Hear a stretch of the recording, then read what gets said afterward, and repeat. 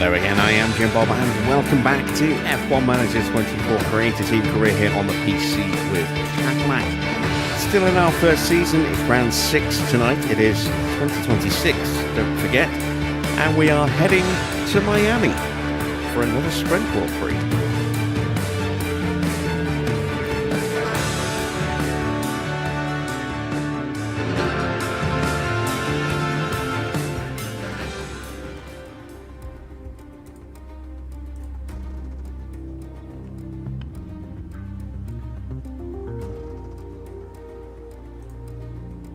Or at least I think it's a Sprint Grand Prix. Let's double check. It is, yes. And we then have another sprint straight after at Canada for tomorrow's race. So, let's start getting prepped for this, shall we? How long have we got? We've got a week to go until the Grand Prix. Let's take a quick overview of the situation here at HQ. Our drivers are actually quite happy at the moment, which is good. Our usually grumpy mechanics are actually calm right now, which is good. Everyone else is okay. Let's check in with the affiliates. Logan's okay. Jack's pretty happy. I would love to give them both a run out today, but unfortunately, being a sprint weekend, that would just be stupid.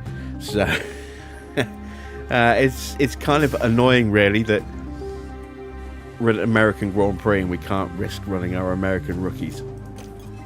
Otherwise, it's going to affect our main drivers for the rest of the weekend. But it is what it is, I suppose. Let's take a quick look at the email for April. So, Ferrari have a new chassis, and they're working on another new chassis, apparently. So, Ferrari all in on the chassis right now, and it's already one of the best on the grid apparently as well. So yeah, they are really pumping their hours into chassis, or pumping their efforts into getting a kick-ass chassis, it would seem. They're having a really good season. Williams having a bit of a strange season. They've had some really strong results. They've had some miserable results as well. They are 6th in the Constructors at the moment. Sainz has not been having a good start to the year, but we'll see if he can pull things forward. These are the current standings. So Ferrari top over Mercedes by 28 points. Yes, 28 points. McLaren are a further 6 points back in 3rd. Then a little bit of a gap to Red Bull on 76 points. Aston have 52. Williams here, we're just talking about them. They're in 6th with 35 points. We are sitting in 7th with 20 points. Then it's Audi with 14. Alpine with 7. Haas and Red Bull at the bottom. Racing Bulls have 4. And Haas have 2. In the drivers' standings, Leclerc is top with 84 points. George, who I was expecting to be potentially a bit of a breakaway, runaway leader in the early stages, is actually sitting in 2nd. He is 8 points back. So we've got a potentially really strong fight between these two. And we can't count out Max. We can never count out Max. He's a further 10 points back from George. Then we've got Oscar on 51, Lewis on 47, Lando on 46. Very close between those three. So we've got two kind of groups, really. We've got the top 3 and then we've got the second 3. And then it's very, very close in the next few drivers as well. Albon, Antonelli, Tsunoda and Alonso, all 4 of them separated by just 2 points. Valtteri sits currently in 11th on 18 points. Nico has 14. And where's Checo? There's Checo. He has just 2 points, unfortunately. Hopefully we can get a little bit more out of him as the season continues. How you doing, Wayne? How you doing, Dino? Good to see you guys. How you doing, Victor? Hello to everyone else who's lurking in the chat as well. Let's take a quick... let's ignore the car report because it's never really all that accurate. Let's get our training done for this month, shall we? So, let's go on to cumulative. We are starting the month with a little bit of fatigue, a little bit more than I was expecting, but it's all good. So, let's start with some heavy-duty gym training. because we always get that nice little kind of reset at the beginning of the month if we don't have fatigue above 24-25% going into the start of the next month. Allows us to really pile in some heavy duty training at the start of the month. We have got a Grand Prix coming up, so we do need to be wary of that. It's going to get me to 10 and then 1. It is a sprint weekend, so I want to carry as little fatigue in as possible. So let's swap that evening or that afternoon training out for car building. That gets me to 8%, which is fine. There we go. And then when we come out of Miami, we're going to go into our usual. I'm going to start to put a little bit more car building in periodically now, just because it is drifting a long way behind everything else.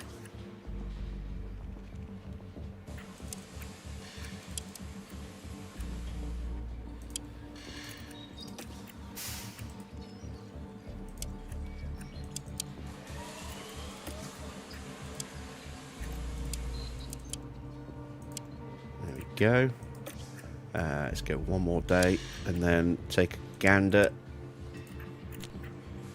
1%. That's not bad. Let's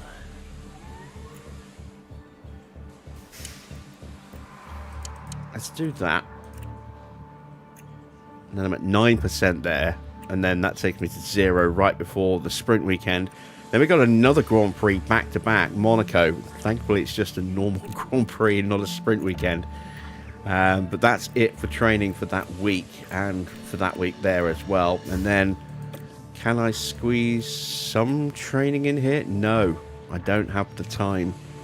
By the time we get it back down to 0, we're going straight into Monaco. So not much training this month, but it's all nicely positioned to make sure we are nicely fresh going into each race. We're pretty much maximizing what we can get away with in that month. There are no like 6% days. It's either 8 or 9% the day before we need to be at 0. So that's spot on, absolutely spot on. Let's confirm those changes.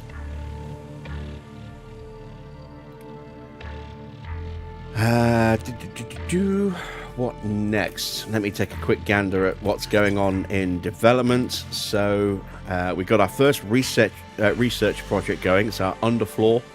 We've got 29 days to go. We just had a bit of cash through from the bank.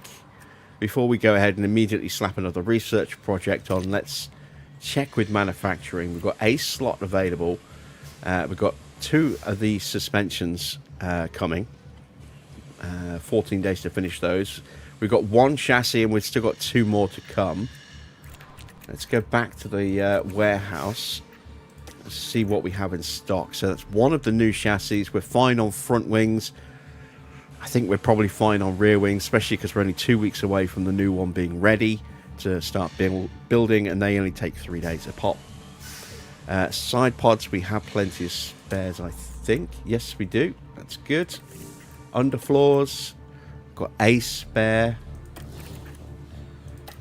Suspension, we are building the new suspensions and we're building the new chassis, but we're not building that many because we ran out of cash. So let's increase the number of chassis by 1. Chassis aren't cheap, $500,000 each. Suspension's much cheaper and quicker to build as well. So we'll slap another couple of those on, and that's half the money gone. So we've got just under $1 million, which is unfortunately what we needed to do another research project. So we'll have to live with that. Was it only 3 underfloors that we have? Yes, it was. So let's go ahead and add another underfloor in there as well, because it's going to be a while till we can build or design a new one, given that we're researching. So let's make sure that we don't start finding ourselves low on stock on the underfloors.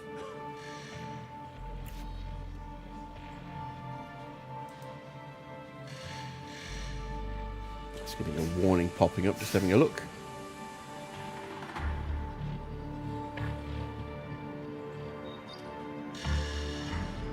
There we go.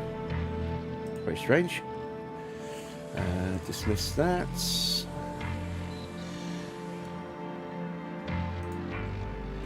Lovely. Okay, so next thing to do is just advance time. Got, of course, the obligatory fire in the design center. That's going to shut everything down for 11 days. Oh, my God. That's annoying.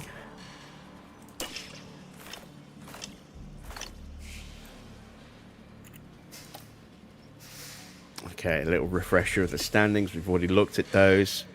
Balanced circuit in our car isn't well suited due to its low speed performance. Well, it's not well suited due to all of our performance, really. We are potentially looking at a wet Grand Prix. There is the forecast. So you can see we've got medium rain on Saturday, which is going to be for the sprint and sprint, then main quali. Be dry on the Friday for first practice and then sprint quali. And then we've got light rain forecast on the Sunday. So might not get too much wet running in the actual race itself, but the sprint could be a bit of a damp affair. There is the circuit setup. It's only one medium speed corner on this, and then there's high speed looping through that first sector, and then a lot of slow speed stuff. And well, yeah, looking at our car, it's terrible.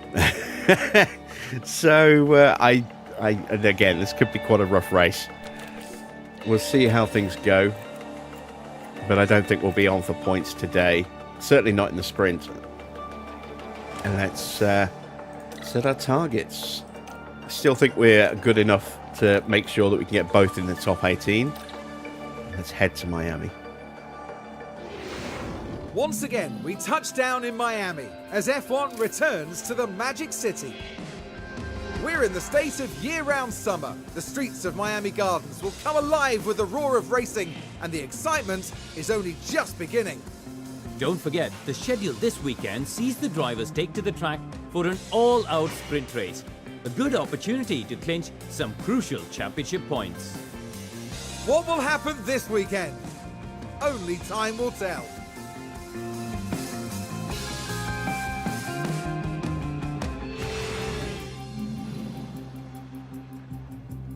Evening, Esparza.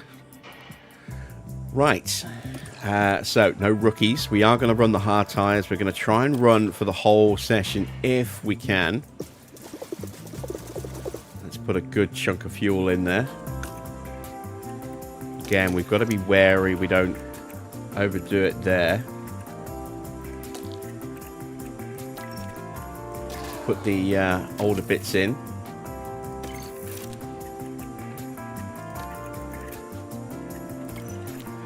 Got to stick with that ARS, and it's only one session, so we can probably get away with that gearbox, even if we are running a long time in the session.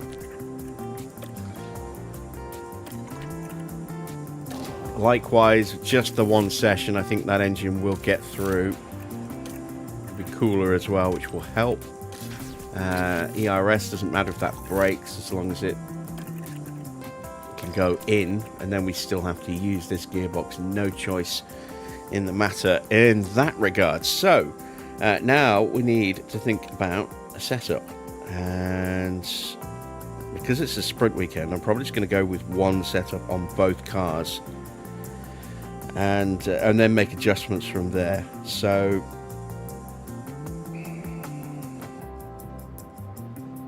I'm going to go with, where is my setup page? There it is. So 7 on the front. Ooh, excuse me. We'll go with a 13.5 on the rear, like so. We'll go with a 3.7, and then we'll whack that all the way up, and then we'll push this down a little bit to there. And let's just do the same setup on both cars. When you've only got the one session and you're not planning on stopping, unless it's a massive difference in where you need to be, it's better to just go with one setup, I find, and you don't really have time to fine tune. So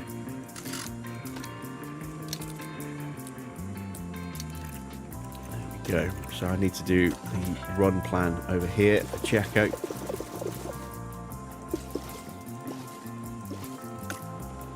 And again, take the ERS. And there we go. Let's hit the track.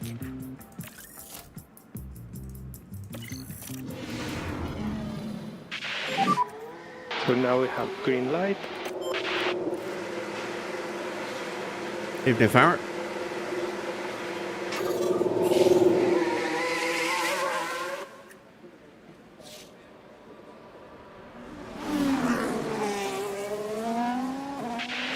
It looks as though check. Copy. I need to go into my settings again, because I think, once again, yes, it has. It's turned DLSS on again. I don't understand why it keeps doing that. I keep applying settings, and then I save, and it just ignores it.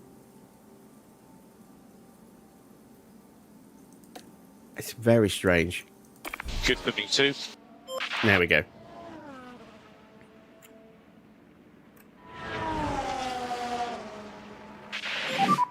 Radio check when you can. So Yes, we loud and clear. have Loud and Nagel getting a run out Copy, today loud and clear. for Red Bull. Victor Martin We need getting to a put the run warm out up for on the brake. Mercedes. Yeah, copy. Is that Shirakawa?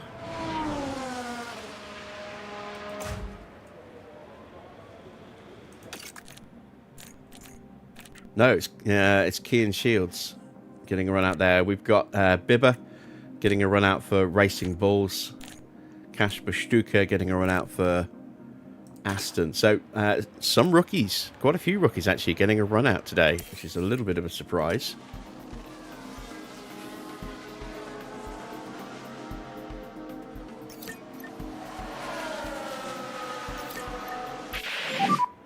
Temp still the same.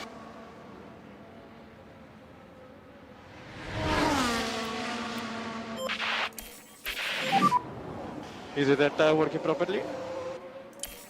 We need to work on the tires, keep the temperature on the tires.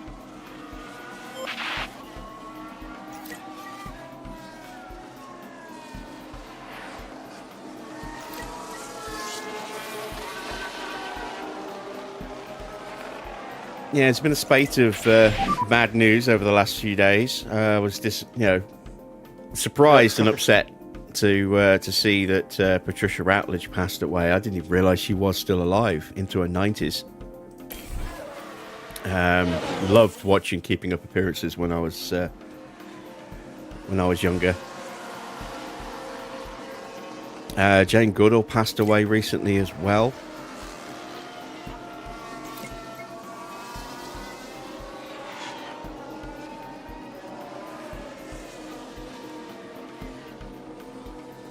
Sure, there's somebody else that I'm forgetting.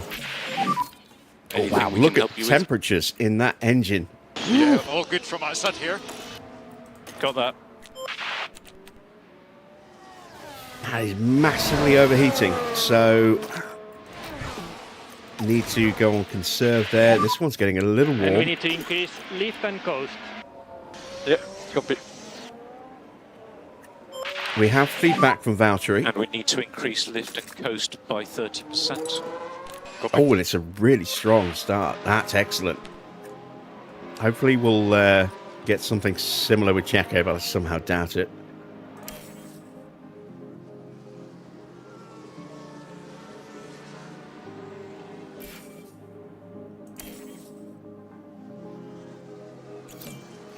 '69, yeah.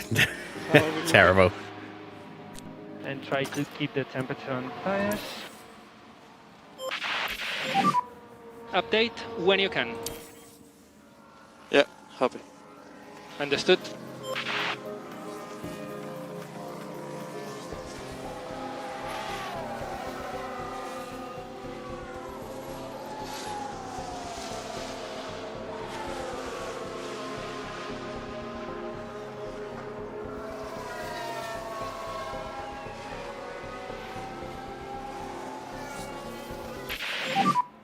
Seems to be the drive shaft.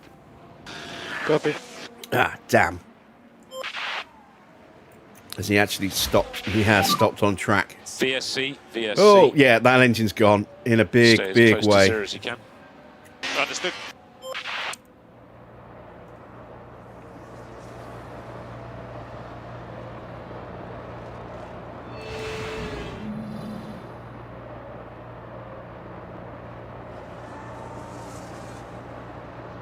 Ah, it's a pain.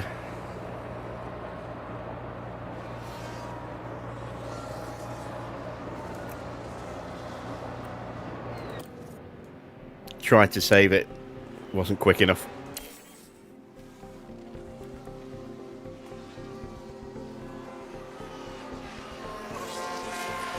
So we need to do major surgery on Perez's setup. Copy. And now we've lost his practice engine as well. He's going to be very much underprepared going into the race weekend with a lot less running time than he could have that he needed, really. So that's a shame as well. We'll just have to make the best of it. In a way, I kind of wish it would have been the other way round with the setups, that it was Valtteri that had the worst setup and Perez who was almost bang on, because then it would have taken some of the pressure off trying to get Perez's car right, and Valtteri would have a lot more running time to compensate for the lower setup and the higher risk going into the sprint.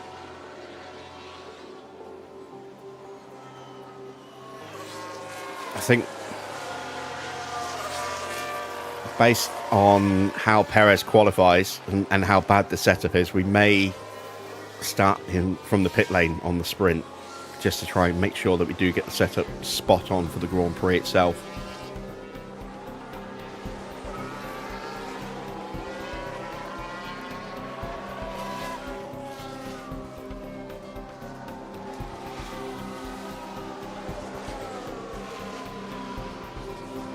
Speaking of Grand Prix, we had the Singapore Grand Prix this weekend, and some interesting moments. Not a huge amount of action. Very difficult to overtake for quite a lot of drivers, but we did see some wonderful moves. I was particularly impressed with Antonelli over the weekend, starting to show some real pace in that Mercedes, and wonderful manoeuvre. Checkered flag has been shown.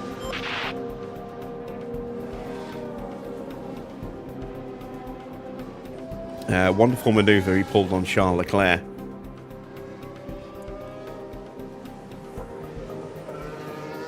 And of course we have the big controversy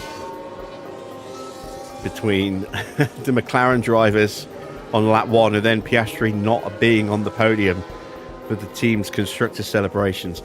I wonder if that was his choice or if they were in the middle of a debrief with him to try and calm the situation down. It's all a bit of a mess, and it's all McLaren's own making at the moment, because they've tried to be very political with their drivers and try and play fair and balance things out, and asking Oscar to pull over for Lando at Monza. Not good. And that's just it's led to this situation.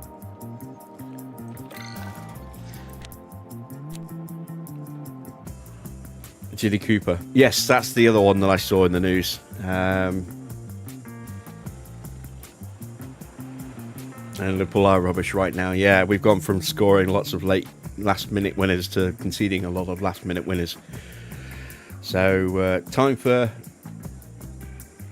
Slot to earn his keep.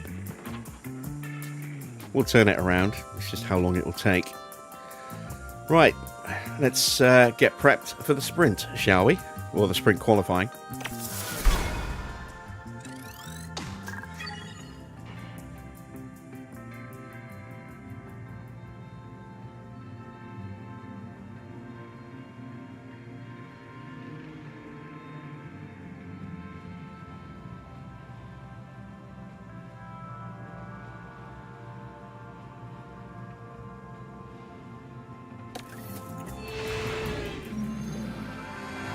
Welcome everyone, qualifying for the sprint awaits us, and we're raring to get going.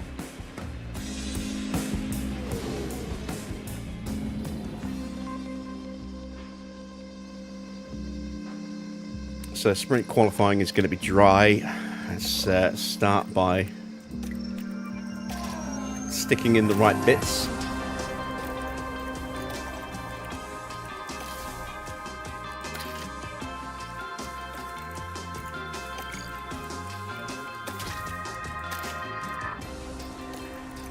Okay, and let's take a look at the setup while we're here. So, oh god, everything is just off. This is going to be tricky to try and decipher. So we need to reduce the front wing, not the front wing, sorry, the rear wing. So let's drop that down first of all. Let's go with a 13. And then, where do I start everywhere else? I'm going to up that to a 1.9, I think. And then we're going to increase the front wing. That brings that back in a bit. Now we need to rebalance things over here, and I think the 1.9 is too much. So let's bring that to a 2.8. Now I've got too much here and not enough here. Let's push that back up. Let's bring the front wing down. It's looking a little bit better. Might be we're going the wrong way. Might be we should think about going to a 4.6 instead. Let's just see what happens if we up this. Maybe go to an 8 on the front wing. Yeah, you see that's hurting that.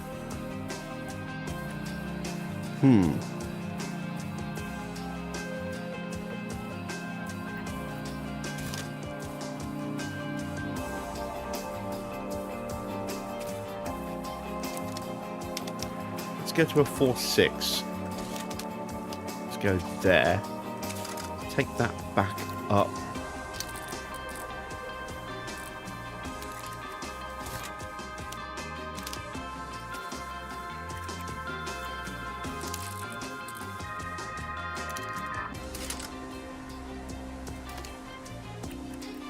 Just trying to find that right balance.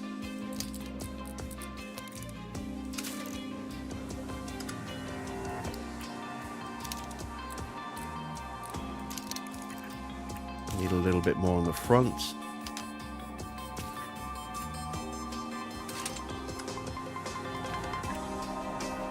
And that is starting to look a little bit better.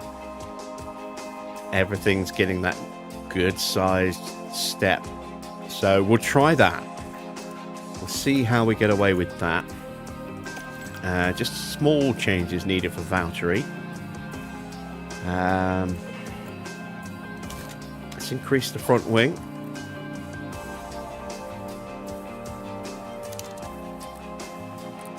And we'll just bring that back that way.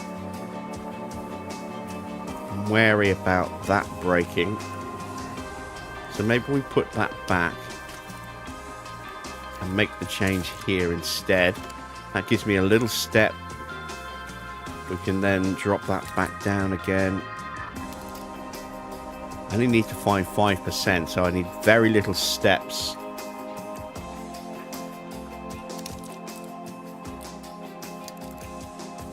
And then one okay step, so that might be it. We'll try that. We need to fix his powertrain down to 6% now on that gearbox. I'll stick with that ERS, that's fine. Go with that engine, and think we are good to go. Just checking to see if we've got everything else is fine there. They're all on those. So yeah, we are ready for qualifying.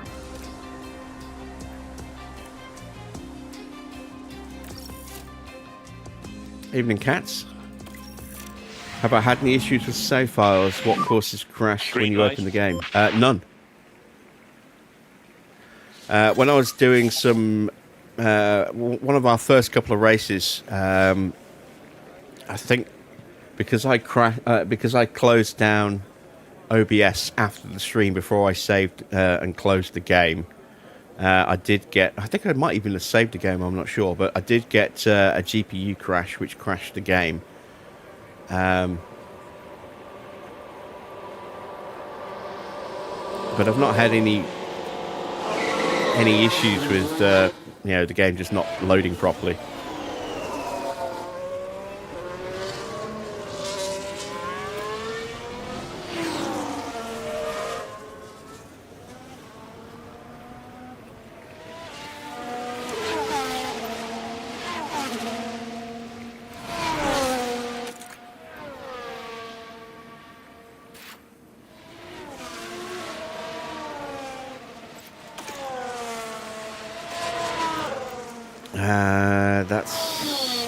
It's hard to tell because he's missing a load of runtime, but I'm not sure what that means as far as setup.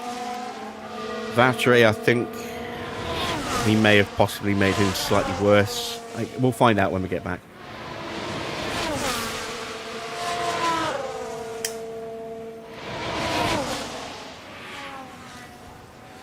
You may have a mod conflict if you've thrown a lot of mods in. This is why I like to add my mods one at a time, do a quick test, make sure everything's working, and then add the next one in, do a quick test, and then add the next one in, and that way I know if there's something that's causing a conflict. I can take the last one back out again, and there won't be a conflict. And if I don't need that one that I just threw in, I can look at something different. Or if I do need that one, but I don't need one of the other ones so much, I can then start to go through and see which ones I need to think about taking out to find the conflict. In a good position. We're looking good.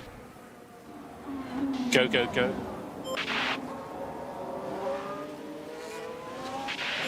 All right, pretty much everybody on track. We've got a Williams coming out of the pits, but that won't be an issue for Valtteri. Might be an issue for Checo in the opening sector.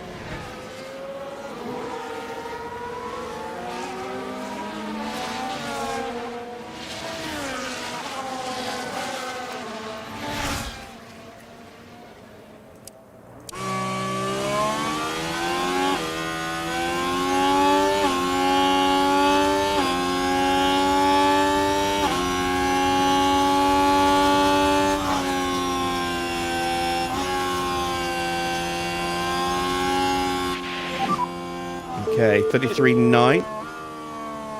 We've seen it. Perez complaining about traffic, but he didn't get held up by anyone.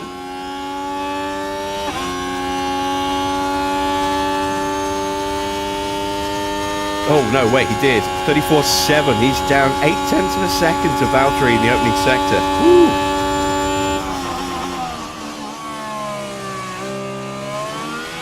So Valtteri down half a second in the first sector to Hamilton, who's setting the pace at the moment, and down 0.3 in the middle. But then we kind of expected that. 21.5 for Perez. He's down a 10th in the middle.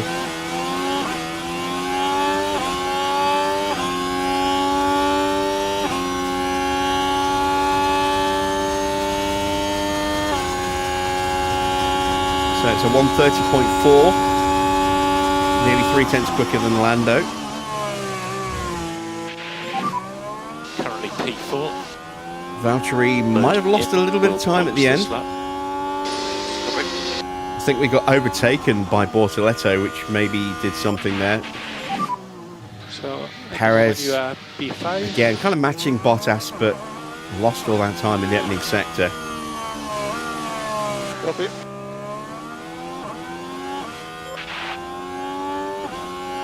Gasly up there in second, ahead of Norris. Bit of a scruffy first run. We will have time for another one. Hopefully the tyres will be okay.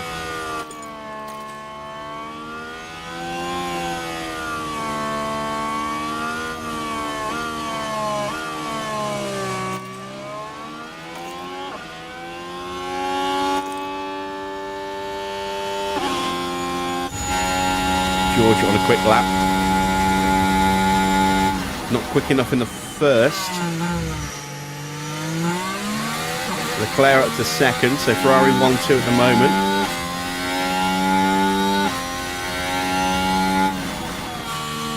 George only good enough for 7th. He lost all that time in the opening sector.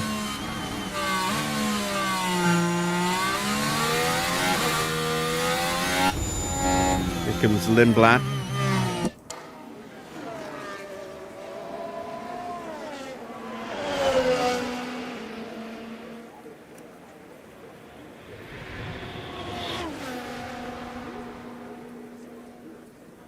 He's good enough for 17th. It's not great. Hulkenberg tracking behind one of the Williams drivers. That's Albon. There's Sainz in the background.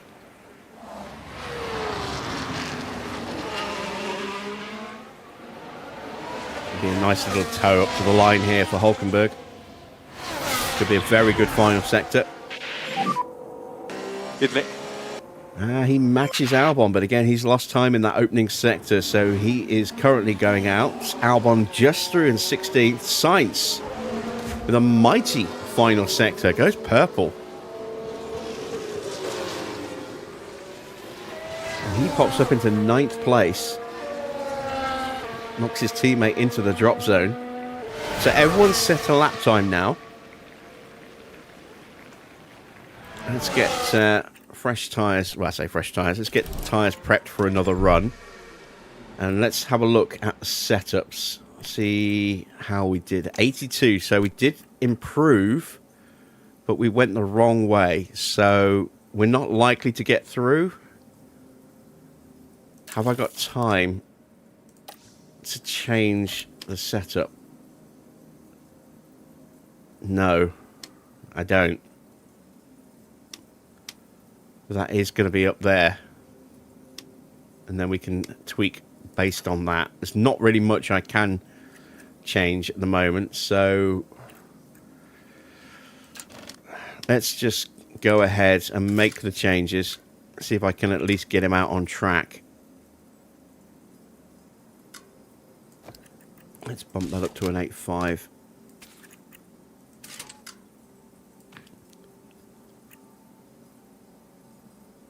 Let's try that. That's going to take 4.5 minutes with 5 minutes and 12 in the session. So we'll be able to get him out on a shakedown lap just at the very end. Let's take a look at Valtteri. We actually did go backwards slightly. We nailed the braking stability. Let's try just moving the front wing up to a 7.5. That won't break Park Ferme. Front wing adjustments are fine.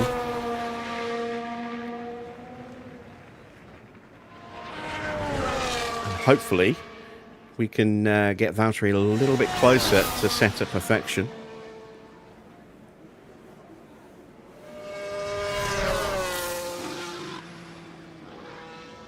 Everyone's going to be filing back out again in about a minute.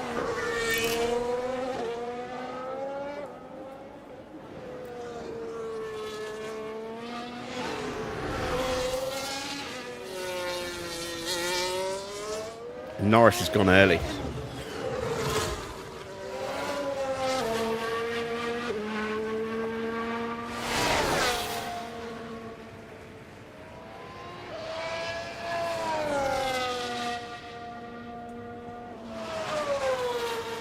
Gasly's popped out as well in the Alpine. There he is.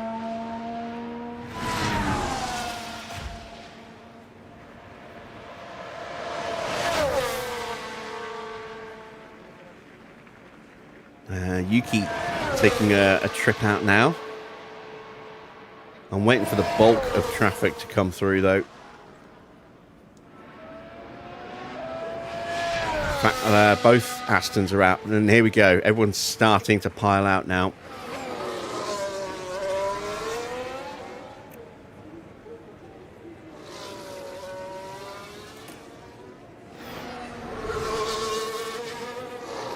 So out goes Valtteri. Chance of getting him through. See Max in the background and Hadjar both peeling out of the Red Bull garage.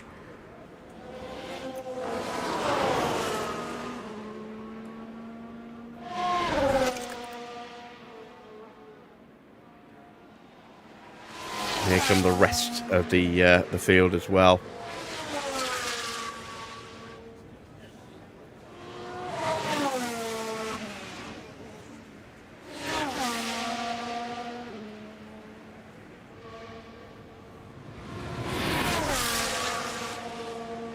So Norris on to the start of his flying lap. He's going to immediately hit traffic in this first sector.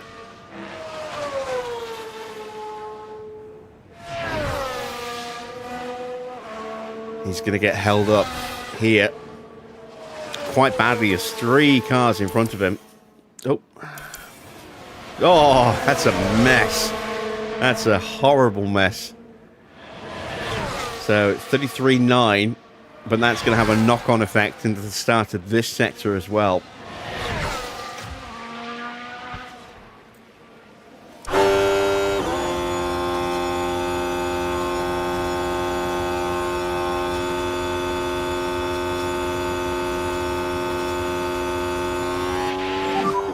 Gap is currently good. Good to go. And here goes Valtteri.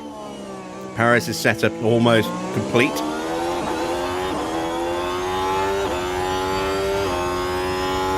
In safety car.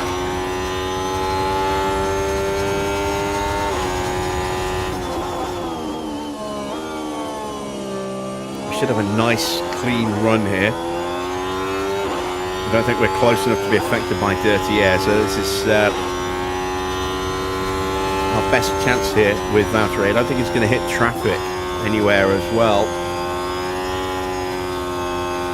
Norris goes purple in the final sector.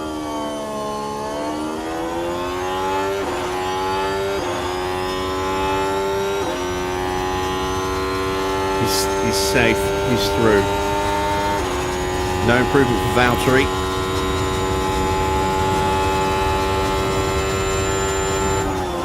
Get Checo out on the shakedown lap.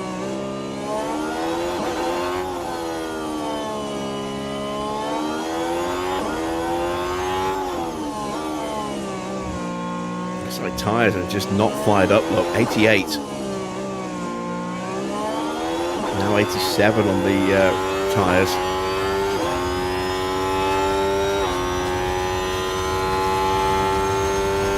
We might have to start taking manual control of our drivers on their warm-up laps, just to make sure that the tyres do warm up properly.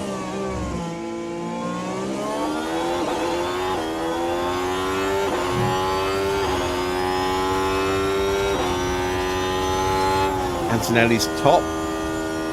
Valtteri, I think he improved, but he didn't get through. Did he actually improve? Yes, he did. By nearly 2/10. It just wasn't enough, unfortunately.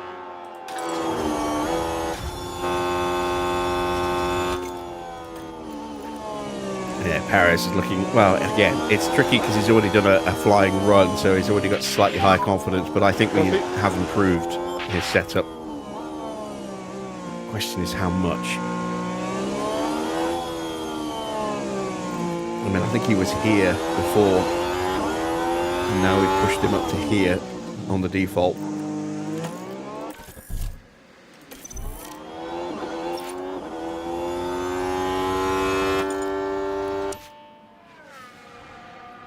Okay, so Hulkenberg has just squeaked through. Yuki is the only other car. No, that's it. Tsunoda's on an in lap. Perez is obviously not going to set a lap. So it will be Yuki Tsunoda, Liam Lawson, Alex Albon, Valtteri, Checo and Arvid who will be eliminated in Q1.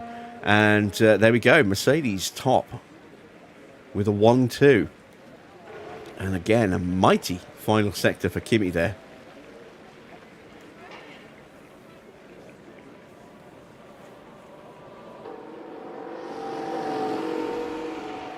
Pretty close between those top three.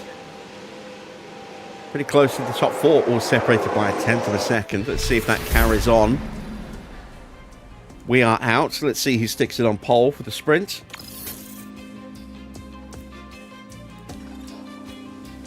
It's Max. Max takes pole from Hamilton. Sainz up in third. That is the result that he needs to give him a really good chance of scoring points in the sprint. Then the two Mercedes are Russell and Kimi. Leclerc down in 6th. Oscar is 7th. Gasly 8th. Hadjar 9th. Colapinto 10th. So both Alpines are in the top 10. Norris did not make it out of Q2. Eliminated there in 12th behind Ollie Behrman. Then it's Alonso from Hulkenberg, Bortoletto and Ocon. And then we have our drivers here as well. So, no penalties to affect the qualifying order. That is the sprint qualifying. There may be penalties for the main Grand Prix. Let's get prepped and ready for the sprint.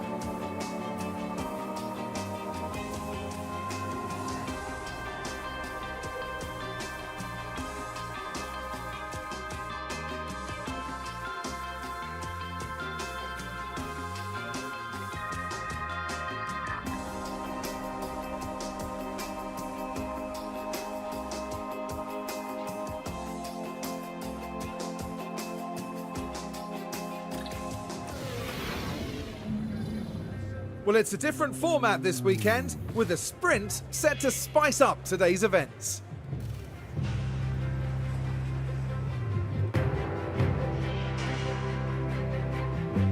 And of course, the big incentive here is getting a few extra points on the board, with the top finishers in the sprint set to add to their championship tally. But who will be victorious in the Miami Sprint? We'll soon find out.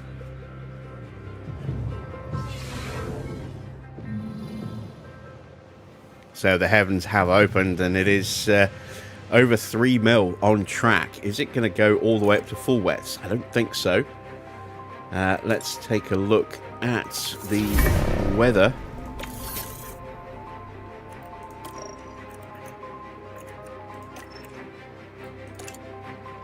Yeah, it's actually going to dip down and then climb back up again. So it will be inters all the way through. There we go. We did get a slight improvement for Valtteri, so we know we're close. We know we're close. Fixing the toe will probably fix the cornering enough. We will check that in main qualifying. We can make adjustments before then. We're up to 92%. Oh, wow. Look, it's still not right there. It's a 1.9. How is that not bang on? It's not bang in the middle of the little window there. That is tight. The tiniest little change is what's needed just there to fix that. But a good recovery from where we were. And again, we'll make some adjustments after the sprint. We are starting from the pits.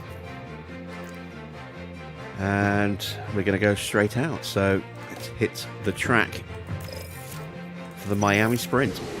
And here in Miami, it's time for the sprint.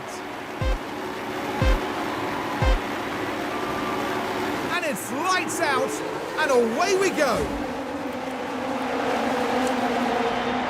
So it's a good start from Max. Holds position. Sainz holds third. Russell and Antonelli swapping places on the off the line and then back again into turn 1.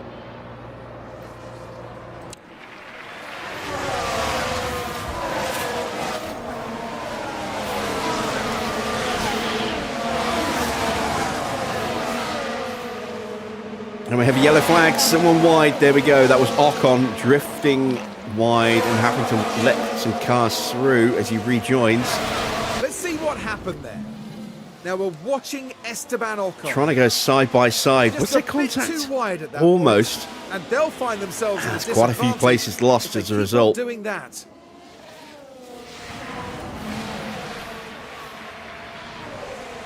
So 18 for Valtteri.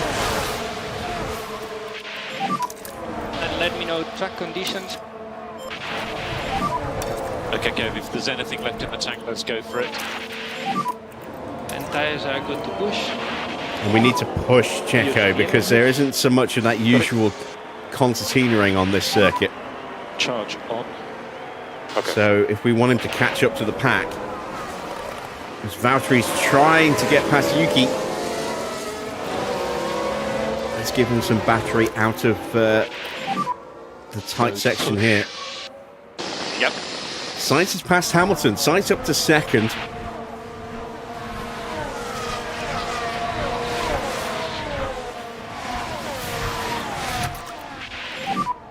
And there we go. Perez is onto the back of the pack now.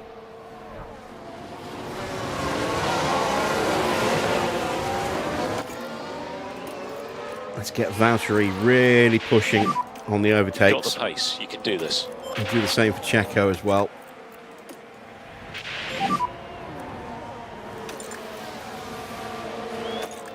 Copy, mate.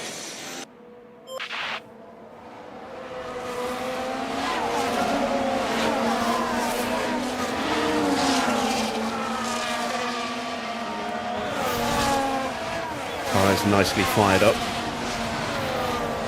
And Valtteri is looking a little threatening towards Lawson here.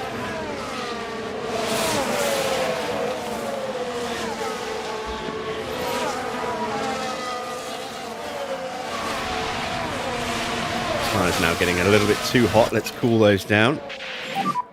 Just concentrate on getting your tyre temps down. Yeah, copy. And try to cool down the tires as much as possible. Is he going to have a look at the inside here? He is. Can't quite get alongside. Nearly stuck his front wing in. Thought better of it at the last minute there.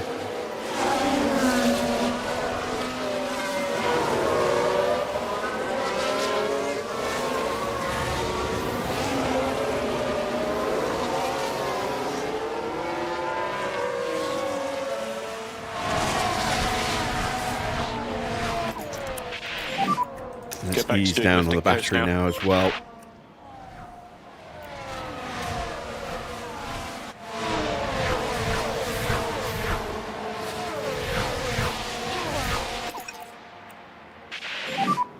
And we need lift and coast. Copy. If I just get an overtake for Checo, that will give him a nice little boost in his confidence.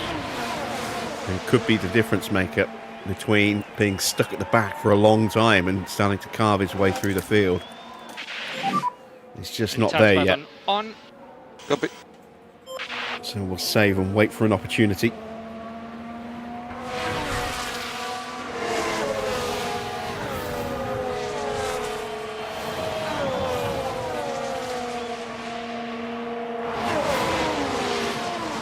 Very nearly forgot to get ready for the stream tonight. I was engrossed in Rolling Line. I've been wanting to pick up a copy for a while. It's on sale at the moment. It was. I think it might come off sale this weekend. But I picked up a copy yesterday morning / Saturday evening, and I spent so long yesterday just playing that, trying to figure out the controls and trying out different maps and going through the workshop for some engine mods and rolling stock mods, and then decided to take a little project on. Started to build my own little layout, give that a try, got that working nicely, and now I've started working on converting a really nice mod layout that I found into 4-track mainline, and I just lost all track of time. while I was playing that.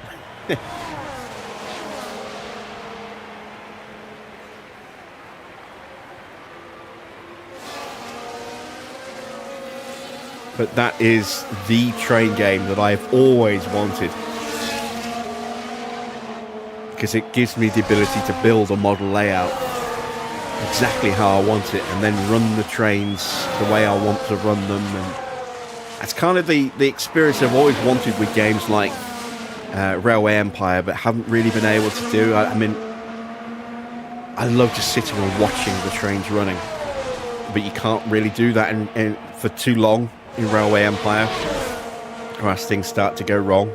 But this is just all about just sitting and watching the trains or controlling them without any stress of having to make certain deliveries or keeping an eye on whether a town is not earning enough cash or anything like that. It's perfect.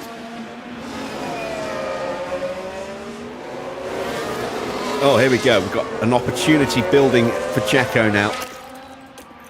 Let's see if we can punch him through. More energy available. Copy, mate. Within Rinketic.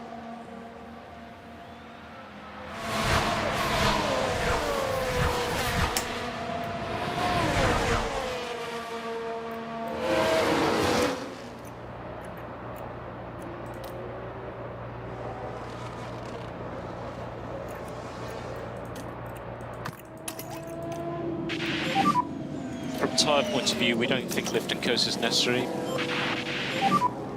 Mode push. We'll start putting some pressure on Lawson with Valtteri as well.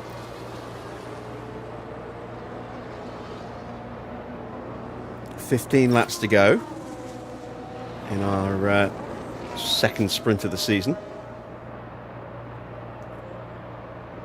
Sainz still keeping Hamilton back, comfortably so at the moment as well. Max is off into the distance, so he's looking to get his first win of the season, albeit it will be a sprint rather than a Grand Prix.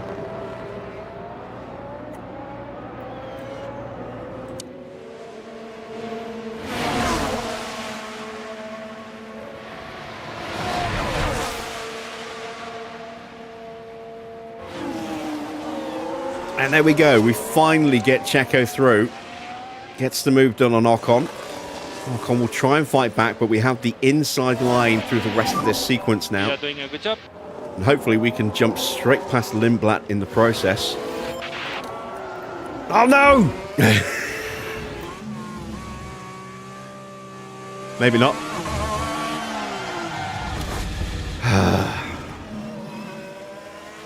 Have we damaged the engine with that? Single yellow. Copy. I don't think so. Oh, we've had a crash. God damn it, Checo.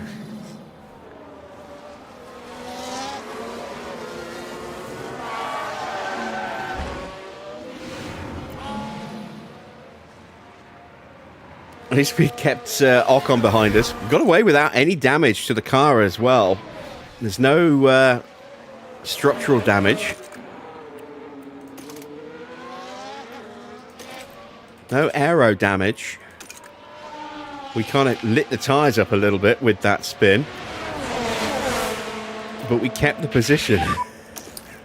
Very cheeky way to do it, but we'll take it. Let's turn back to Valtteri. Ocon. I'm well, thank you for asking, Riketic. And charge button on. Charge button on.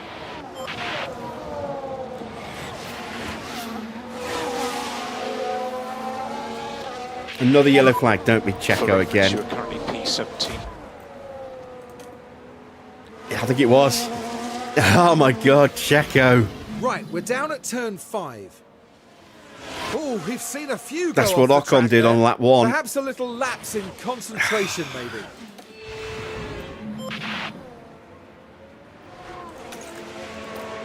And that's it. That's Checo's race pretty much done and dusted. So it's a sprint. We're not going to do much, so I'm just going to retire his car.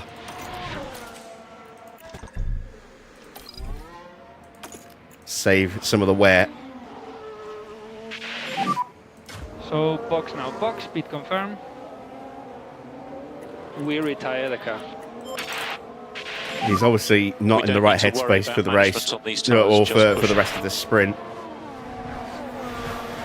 Just asking for him to do something stupid and put it in the wall and smash it up. So we'll get him out of the way, off the track, out of harm.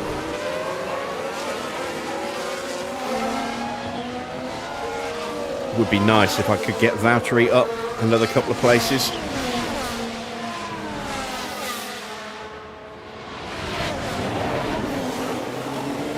Again, just not there. Charge on.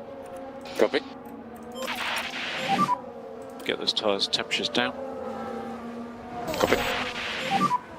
We need to do more lift and coast. Please increase by 10%. Oh yeah, copy.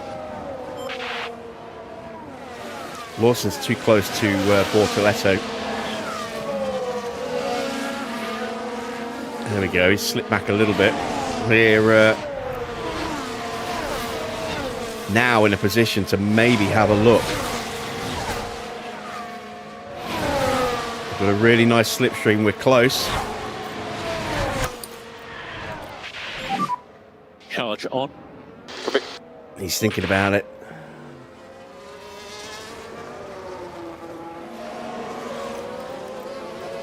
Let's harry him. Mode push. Copy. Let's really harry him. We're okay to push a bit harder if you can. Suggest that you can reduce the amount of lift and coast at turn 1. Copy. It's again losing a bit of time coming out that section. Car is not good. I retired him. He had a big spin. We were lucky he didn't damage the car because he did clip the wall.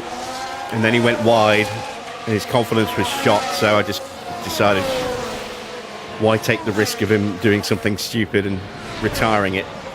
So I manually retired him instead.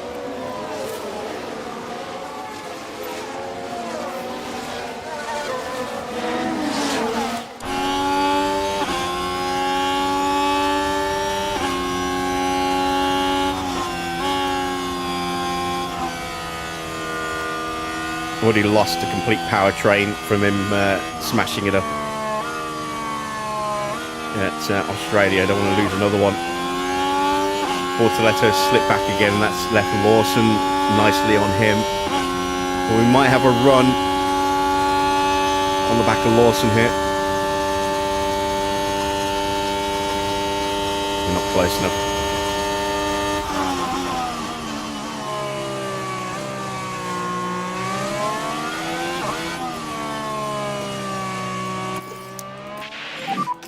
Charge on. Copy. Really cool those tyres down. Cool your tyres. We're going to lose a little bit of ground here Copy. by doing this, but maybe if Lawson gets past Bortoletto, we'll have better luck getting past Bortoletto ourselves. And it gives us a chance to refill the battery. Fastest lap for Carlos Sainz. Track is cooling right down. Well, I say cooling down, it's drying up a bit. It's not going to go to Inters, I don't think. Sorry, to DRS. It's going to stay damp, but yeah, the water level is going to stay pretty low for the rest of the Grand Prix now. So temperatures in the tyres are going to be more important than they were in the opening laps.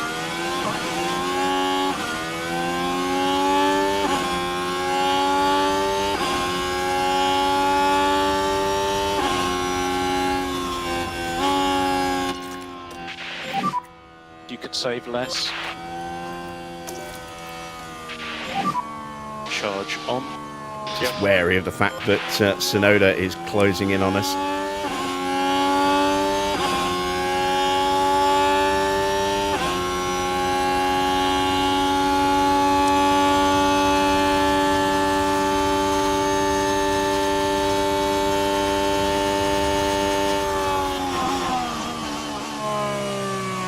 Lawson now looking to try and line up Bortoletto, who has slipped further away from his teammate.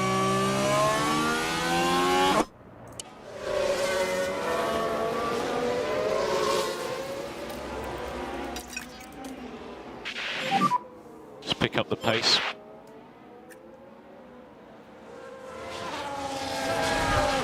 New fastest lap for Max now. Sainz is looking really good for second place here. Now 3 seconds clear of Hamilton. Been very little in the way of overtaking, which we kind of expected.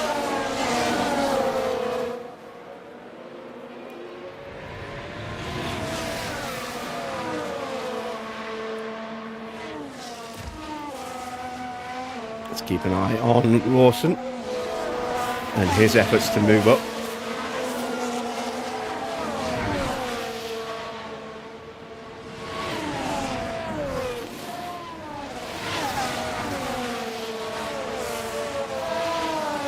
Livery's now starting to creep back towards Lawson now that we've upped his pace a little bit more. Tyre temps still coming down, which is good. Battery's in a healthy spot. A little bit of spare fuel, but the engine temp's quite high at the moment, so I don't really want to push the engine just yet. I'm going to try and let that cool down a bit more as well without taking on too much extra fuel.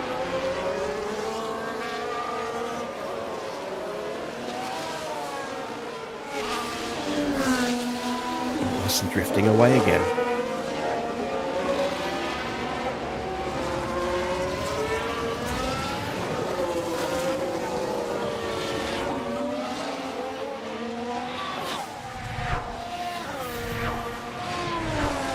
So 9 laps to go. Max very comfortable. 5 seconds clear of Sainz, who is 3 seconds clear of Hamilton. Then the two Mercedes, Oscar in 6th from Leclerc. Gasly currently holding the final points position. It's a bit of a train forming behind Piastri. Leclerc, Gasly, Hadjar, Norris, all within half a second or so of the car in front.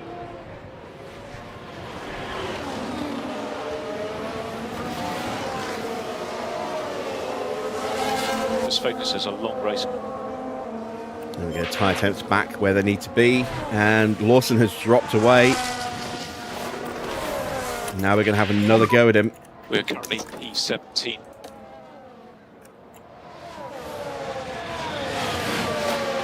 So we've got Tsunoda behind. Gap behind 1.1. Just give him everything we've got. Tyres required. You can save less. Copy. So let's go mode push. Here we go. He's lining him up.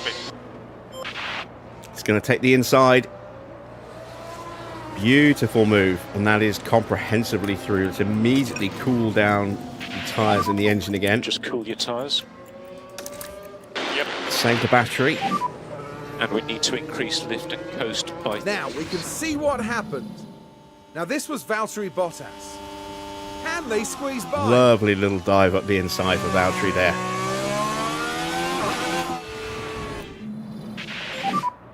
Charge on. It's got him back into maximum peak confidence as well. Bortoletto is 4 seconds behind his teammate, so once we get onto the back of him, should be a pretty straightforward overtake on him as well. No worries, mate. And there we go, we've dropped Lawson already.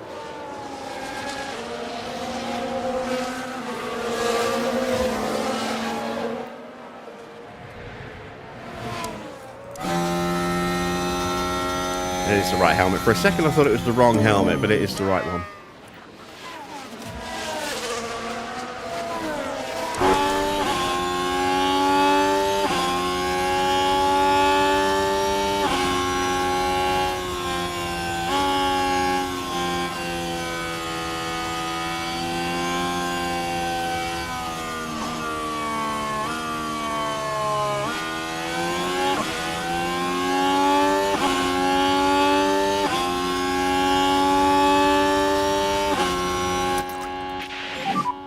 We don't think we need any lift and coast.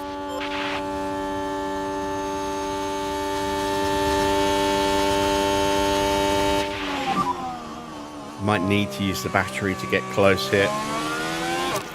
There's progress to be made. Without slipstream, we are slow on the straights. Let's have mode push.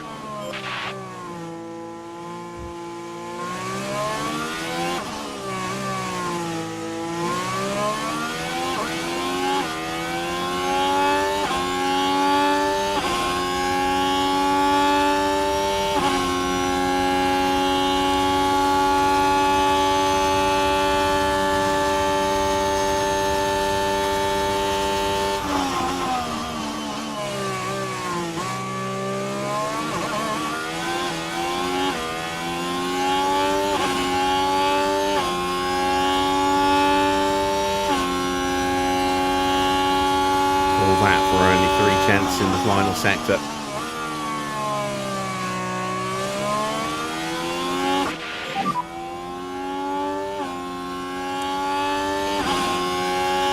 Do your best. Well, we have gaps. Lawson by another second.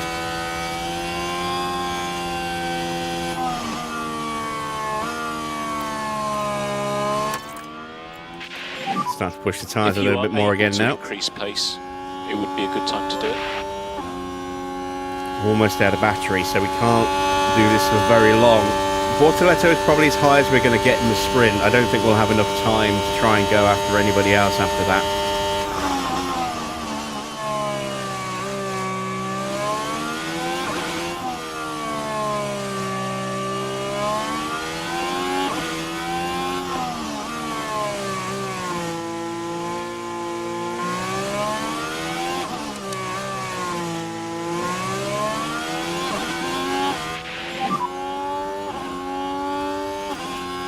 That's it for the battery.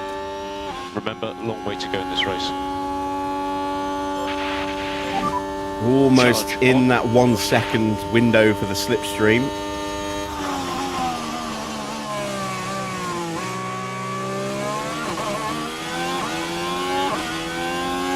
There we go. So now we can really start to think about getting ready for a move. We need more battery if we want to make it clean and comprehensive, but still might be able to get him in the braking zone. What about tyres? Still good.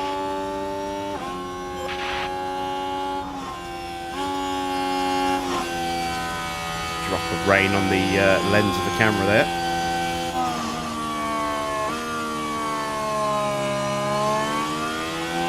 Max just taking a nice Sunday drive at the Saturday drive, really. Just do your best. Keeping it very comfortable. Up to 6.5 seconds over Sainz now.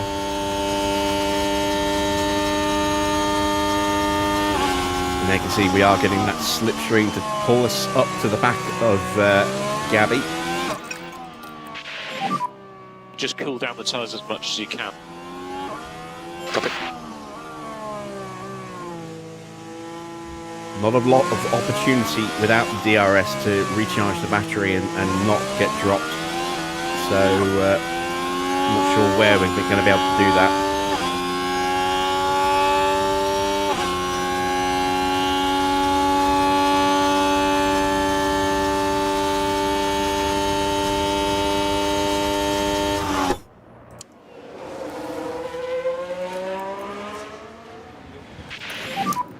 Okay, let's get on it. Still everything to play for. Save just a couple of percent here in the opening sector. More right now. Charge And track water level is about to go back up again. That'll help with the tyre temperatures.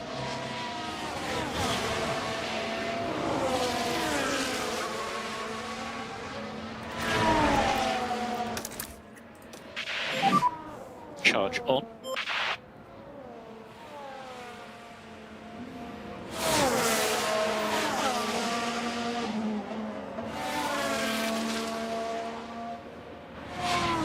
Have lost some ground. Bortoletto might have upped his pace slightly. It's quicker than Hulkenberg.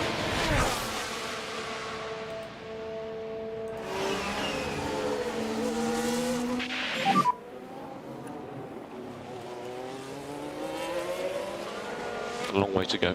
technically he's probably in better shape than we are, because we've spent a long time within a second or so of the car in front, which has affected our tyre temps. He's been in clear air for quite some time, and I think he has upped his pace, look, because he's now just 3 seconds behind. He's gained a second on Hulkenberg. Is that Hulkenberg dropping away, or him closing How's up, the or a track? combination of both? There's only one dry line, so it's quite tricky.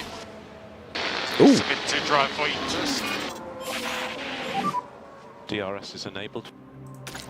Damn it, and we're not close enough to do anything about it. It's not going to be around for very long.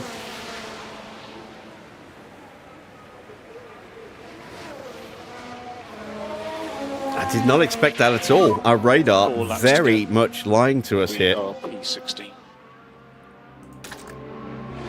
Maybe that's why Bortoletto upped his pace, because he Lawson knew behind that you. DRS was coming.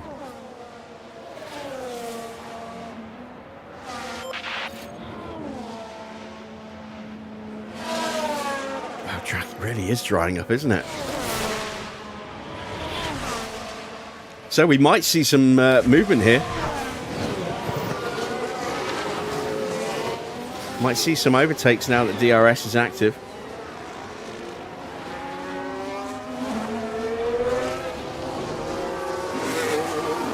Norris is trying to get onto the back of Gasly. Hadjar is trying to stay on the back of Norris. Colapinto's there as well. It's all really close.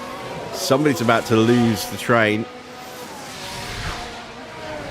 And it's Hadjar. Colapinto will have a chance here.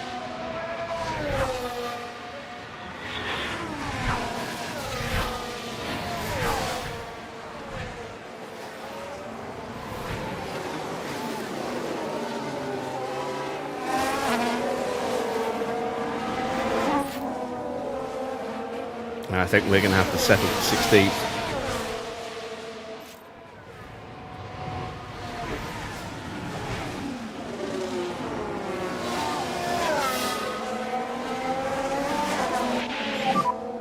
There are 3 laps remaining, including this one. Okay. Let's just see what happens if we do up the tyre pace a So little guys, bit. See if believe that we will can allow us to close up. Increase pace in turn 12 a little bit.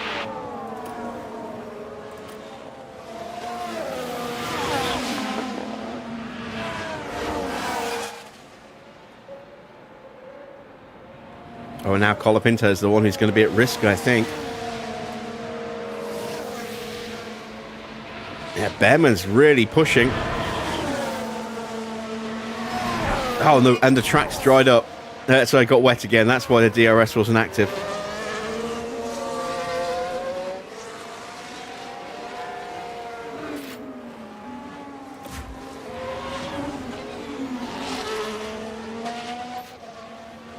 So we missed the opportunity for a DRS overtake. So now we have to hang on to whatever battery we've got, because we're going to need it, not just to get past Bortoletto, but then to try and hold him back on the last lap if we do get past him.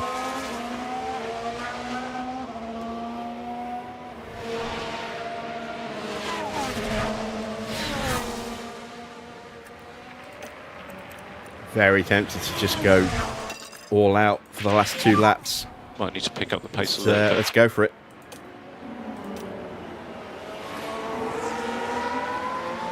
Wow, that little flash of dry there has allowed Max to open the gap up to 9.5 seconds. 2 more laps.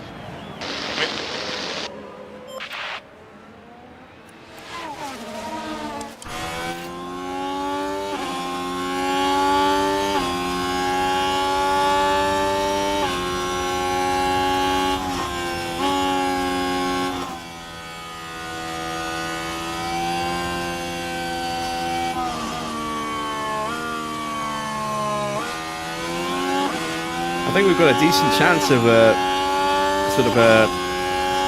run at 12th or 13th with Valtteri in the race, depending on what happens with the weather. God knows what Perez is going to be able to do.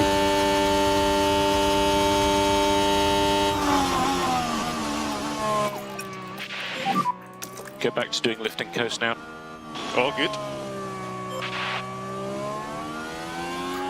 He's just had a miserable weekend so far.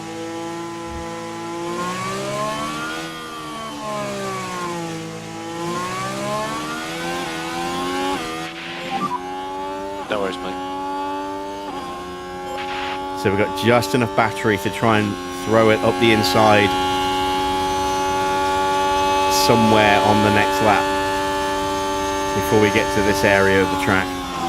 But I don't think we're going to be close enough.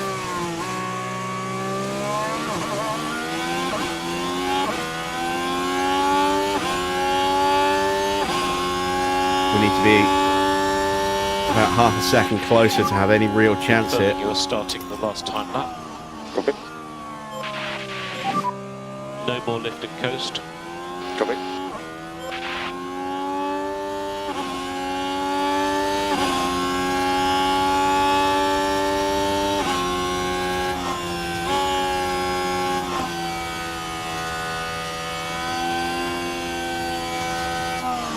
Yeah, we're not close enough. Not unless we get an almighty drive here. This focus is a long race.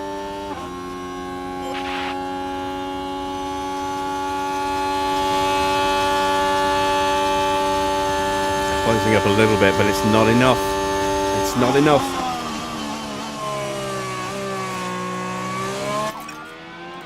Evening, Army.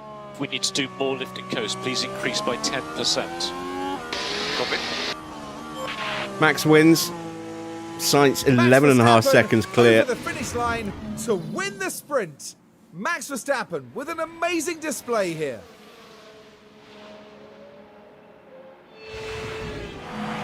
Maximum points is the best result they could have hoped for.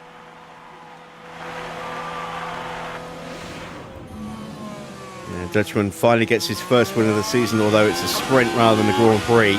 Is that indicative of what will happen in the actual race itself, though?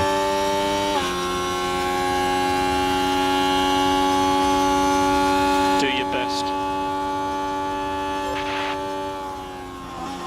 There we go. We are going to have to settle for 16th.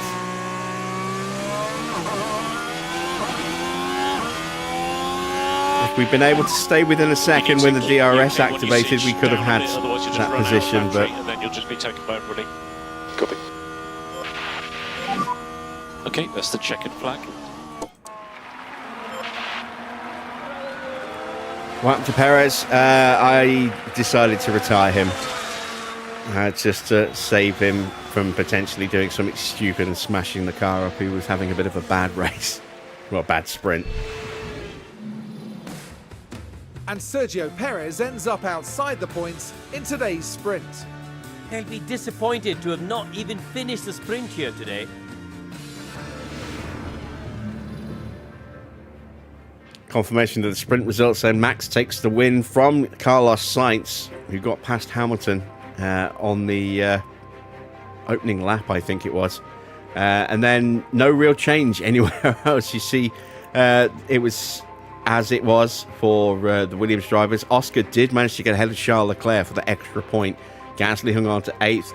Norris made a little bit of progress, but then just ran aground trying to get past Gasly. Hadjar down a place, as was Colapinto and Behrman. So Norris, the big gain, or the big winner there. We gained 4 places with Valtteri after an interesting start, but as you can see, you know, Ocon also one of the bigger losers with that lockup. That running wide on opening lap, dropping him down multiple places. He did pull 1 back, or 2 back, because Perez pulled out at the end. But again, not a good race for Lundblad. He is struggling this year, and Helmut Marko may give him the chop at the end of the season when his contract comes up for renewal. Let's get prepped and ready for qualifying for the Grand Prix.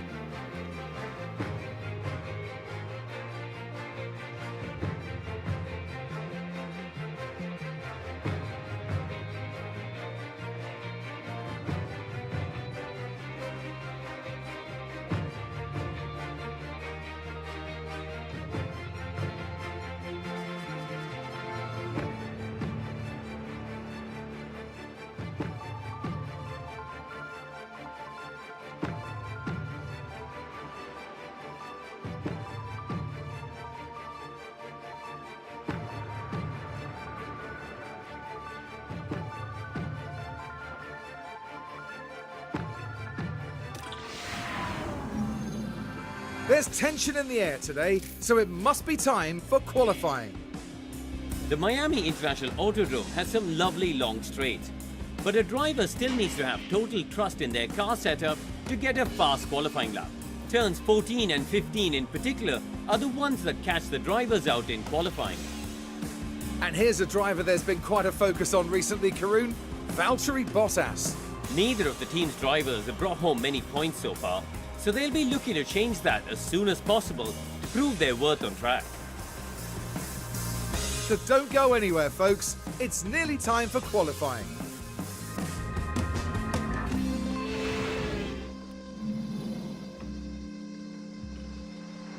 There we go, use the intermission to go and get another drink and break out the emergency sausage rolls because I'm a bit peckish. Let's see, it's just under 1 mil, so DRS will be active, but it will be into territory.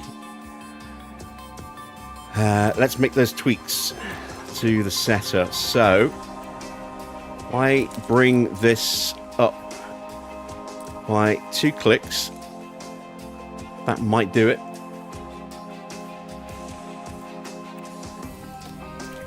And then we need to push that to a 1.9. And then bring that back like that. And then bring that up to there. And that should hopefully do it for Checo. Let's fuel them for 2 flying laps.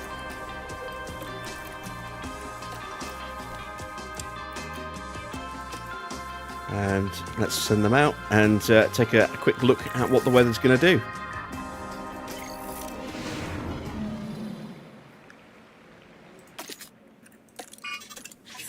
It's going to get worse.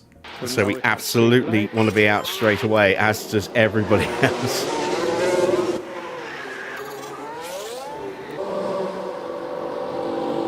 All right, that was Valtteri sneaking out, Checo out behind him. So we're not first on track, but we're out early on. Who is actually ahead of us? Let's have a look. Russell, Leclerc and Gasly, so that's good.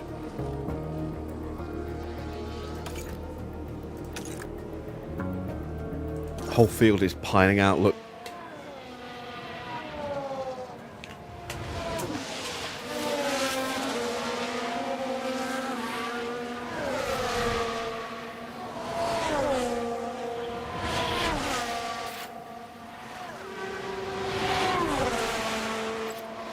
And there's the last man out, Alex Albon.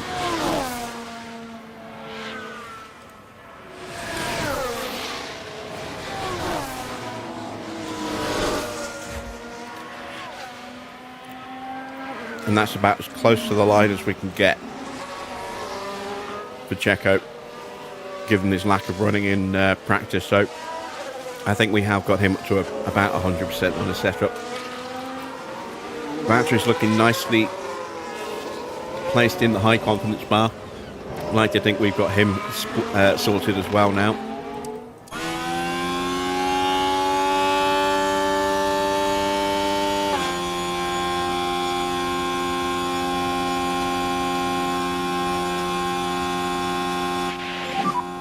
Gap is good. Okay, low push, and you are good to go. And tire temperatures are good.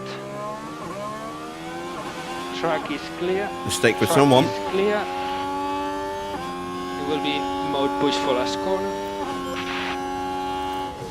Arvid with Here a we are, lockup. we're looking at turn 11.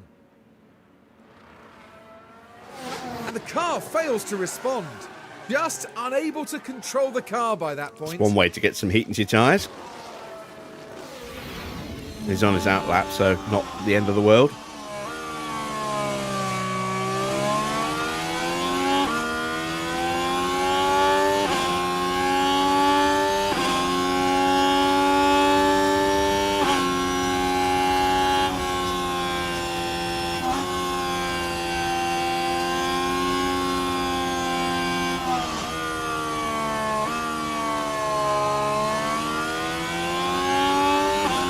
compare ourselves to Gasly. Down 3/10. Actually closer to Norris at the moment. Okay, so the Audi's just a little bit quicker than us in that first sector. I think pretty much everyone's going to be quicker than us in the first sector. Probably the middle sector as well. I don't think we're going to qualify very well at all here.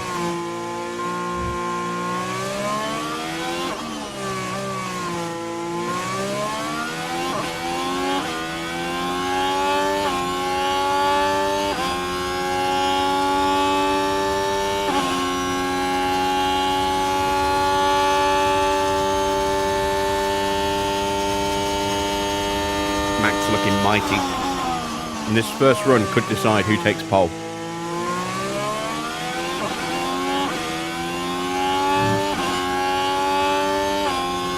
It's advantage Russell at the moment. We are going to go for another lap and see if we can get a little bit of improvement.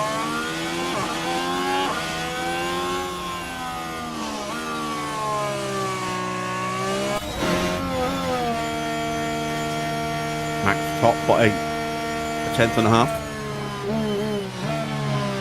Can't see anybody beating that on this run.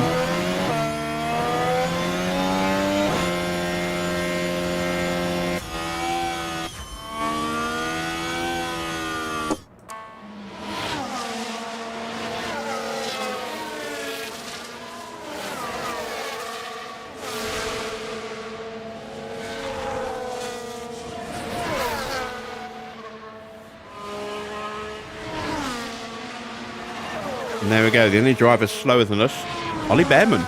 Bit of a surprise.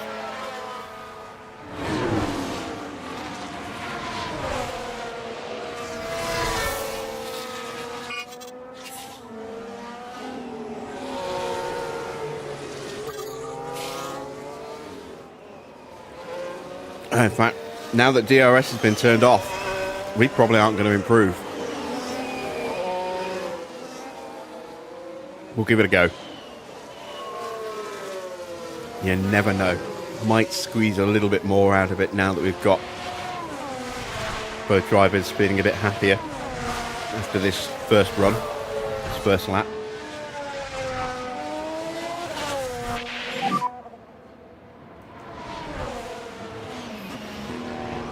You're good for mode push, good to go when you want.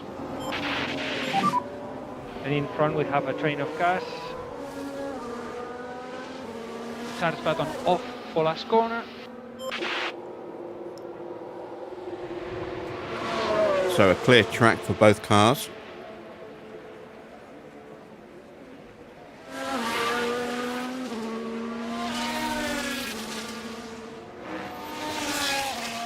Will it be enough?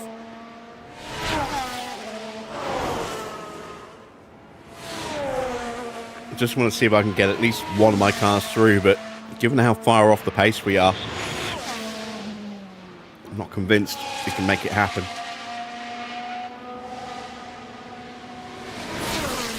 The lack of the long DRS straights is really going to hurt us as well.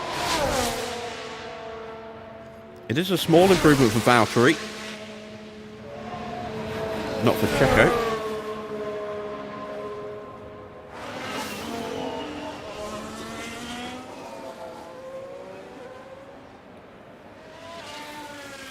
Track's still getting wetter as well.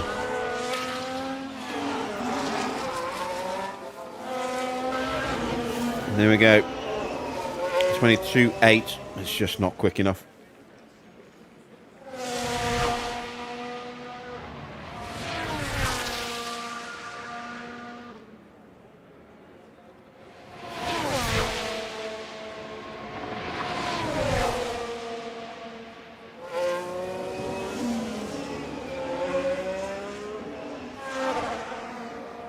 We are seeing a lot of cars coming out for another run. No improvement for Valtteri, no improvement for Checo. We get some more confidence in them, but unless the track dries back up again, and it's not looking like it's going to happen, then yeah, we're out. already.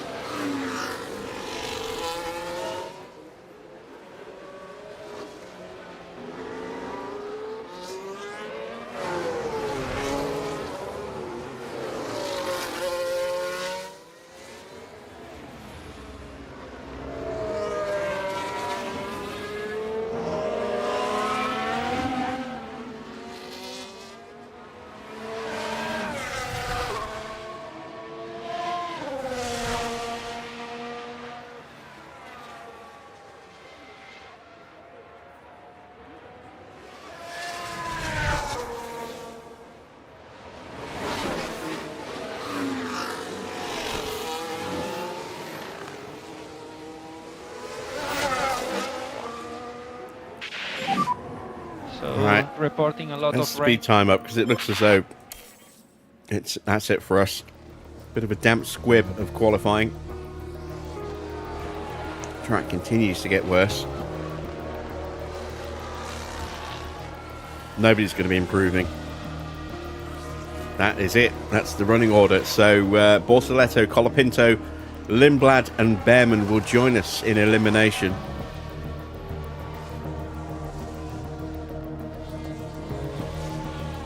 And still the track's getting worse.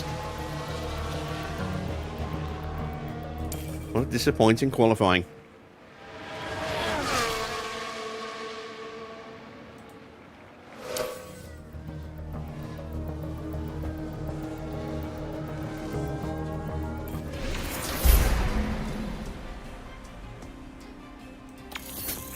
Alright, let's see, stuck it on pole.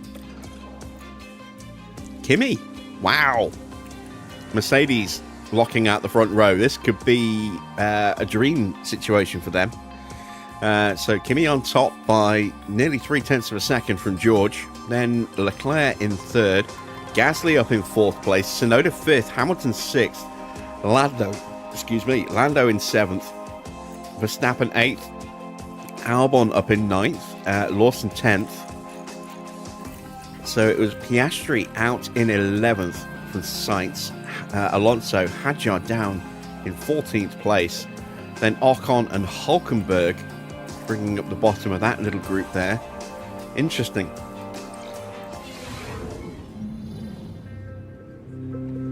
We're almost ready to go here in Florida as we look forward to 57 laps of F1 racing.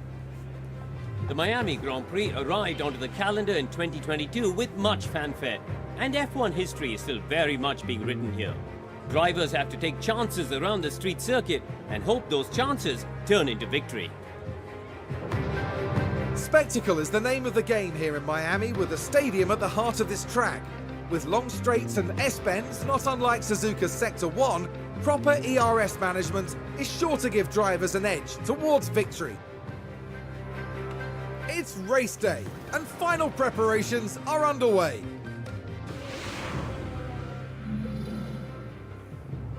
One thing we could have done, and I didn't realise until it was too late, was we could have checked the setups, made some tweaks, and sent them back out if we needed to. Both drivers are just that little bit away, so that wasn't enough. I'm happy with that. We got to 97 with Checo as well. Again, look at that. It's just not quite there. I'm happy. I'm happy with that. We're only going to break it if we try and mess with it now. It looks like it is going to be a fully wet race. But, oh, look at this period here. This potentially could go dry.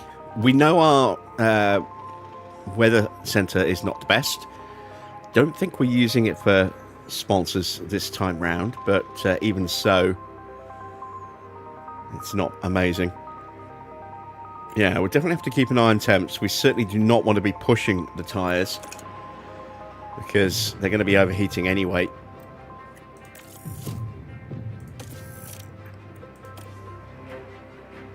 And may possibly be just dry enough for a little stint on the softs. And we'll have to keep an eye on the weather. We're going to take 4 laps of fuel out to help keep engine temps under control. In fact, I'm going to go more than that. Let's go 7 laps of fuel out. Let's really go for it in terms of fuel saving. We're going to gain a lot back as the race progresses just by not pushing. And then if the engine temps get too high, which they probably will do, we can go into fuel save to cool them down and deal with our fuel shortage without too much of an issue there. We're going to go hard off the line and then very quickly cool things down. Just want to see if we can maybe steal a place into turn 1. Or through that opening first sector. And we are done. The Grand Prix is ready to go. Let's head to the grid for the start of the Miami Grand Prix. Final checks are being carried out by the teams, and it won't be long until we get this race underway.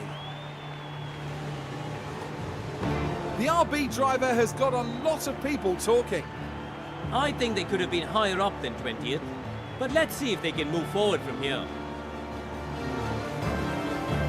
And it'll be exciting to see just what will happen here today. And this is it, the Miami Grand Prix.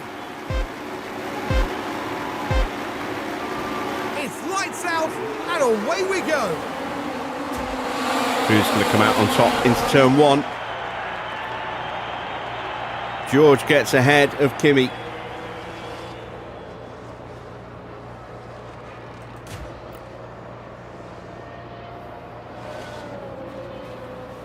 It's 19th for Valtteri. Perez in 20th.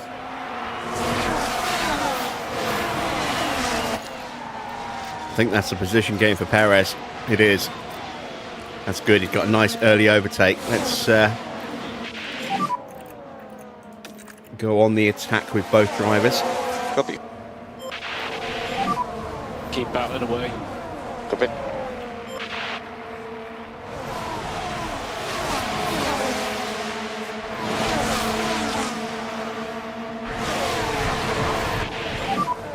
Let me know what you think on track conditions.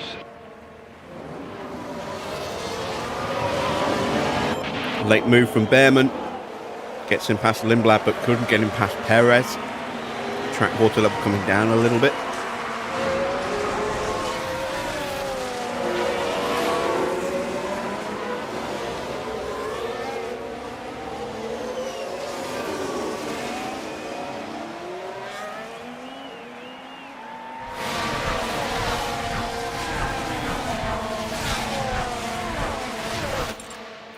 We're going to have to start calming things down in a second.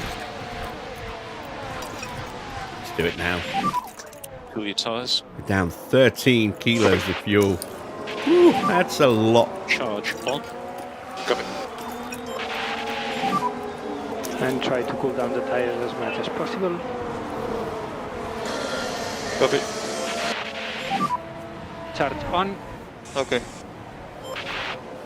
So overtaking in these conditions, very tricky around this circuit. You'll have to be patient and just pick up the scraps where we can, here and there.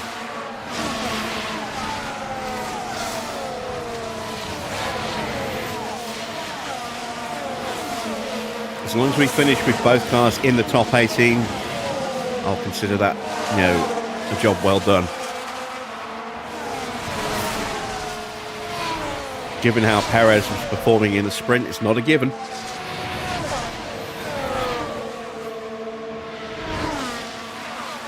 Valtteri does seem to be the safer pair of hands for us so far this season.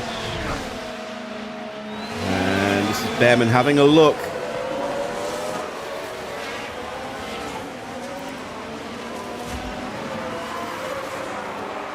Have we shut the door?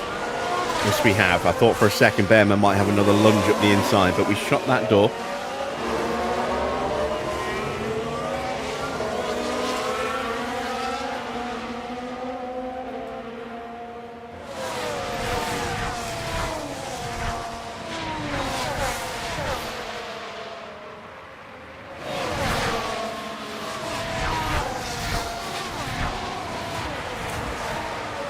Leclerc trying to find his way past Gasly.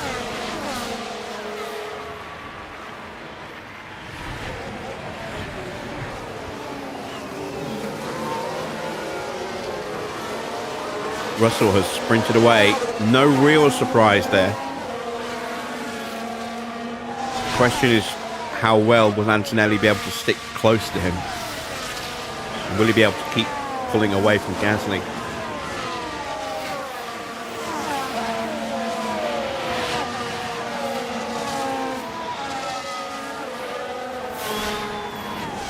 I think Gasly's upper place, isn't he? Yes, he is.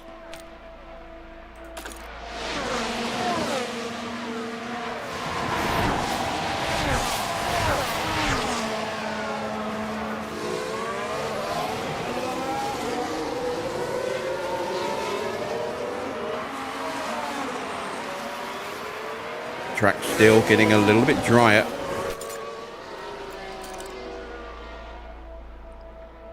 Yeah. Just level 1 accuracy, but it's not reduced further by sponsor involvement, so that's good. Behrman does jump us. Now with the Haas. The gap opens up for them. He threatened that on lap 1. This time he had a clear run. And I'm not going to panic.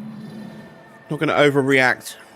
I'm going to keep working on controlling our temperatures.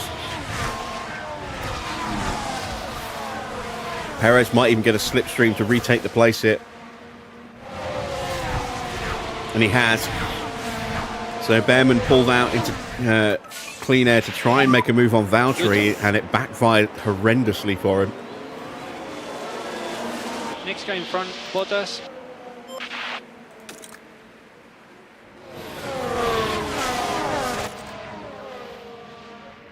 Tyre temps a little high. Engine temps starting to creep up a little bit, but they're okay for now. Again, this is running in that dirty air. Let's just look at cooling the tyres down a little bit. Just concentrate on getting your tyre temps down. We are going to be stopping. We're not going to try and go to the end, I don't think. I just don't think we would have any pace at the end. It would be a sitting duck.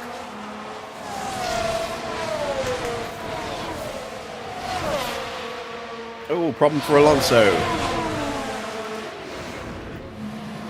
And as far as we can tell, they've got a fault with the car.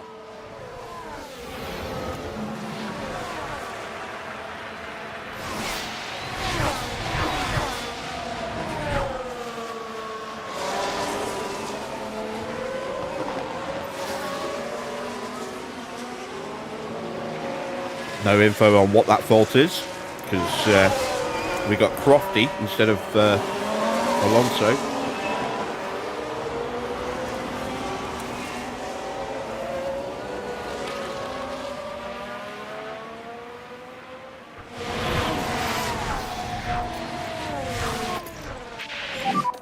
And we need some lift off. Copy. And we need to increase lift and coast by 30%. Copy.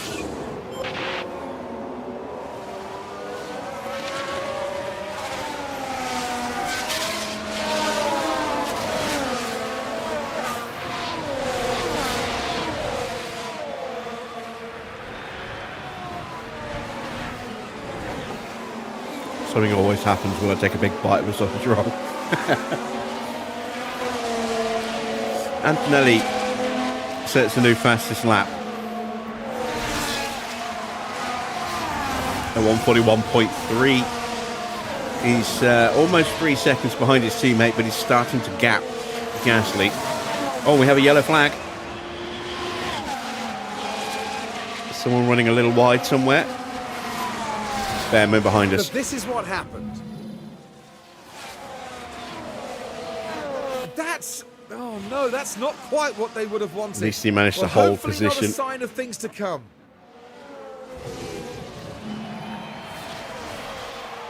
That takes a little bit of pressure off the back of Perez.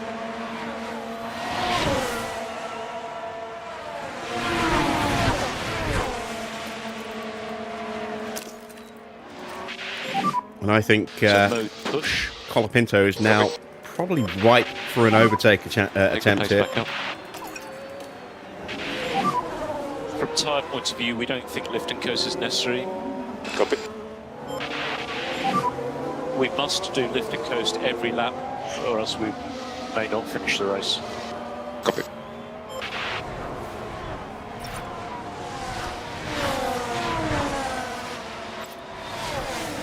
And we're going to run Norris with a fault as well. But it looks like they're carrying some kind of fault. Oh, shut up, Crofty. George responding to Kiwi sets his own fastest lap, a 140.7. Track continues to get that a little bit drier.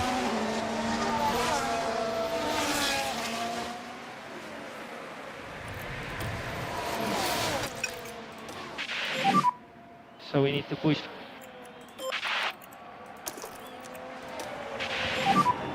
And you can use all the boost bar. Copy.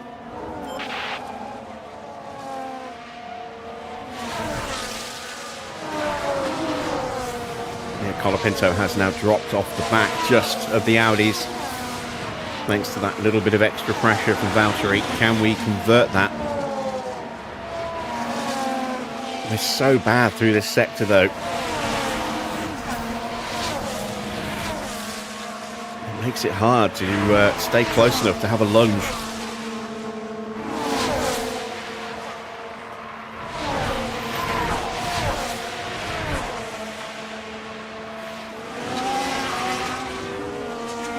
Again, just not close enough. We'll keep piling on the pressure. Let's actually give him a little bit more tyre as well. We don't need to worry about management on these tyres, just push them.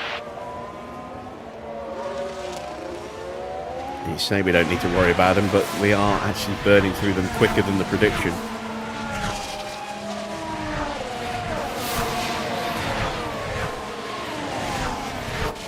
And Antonelli with another fastest lap. These two are trading at the moment, every lap.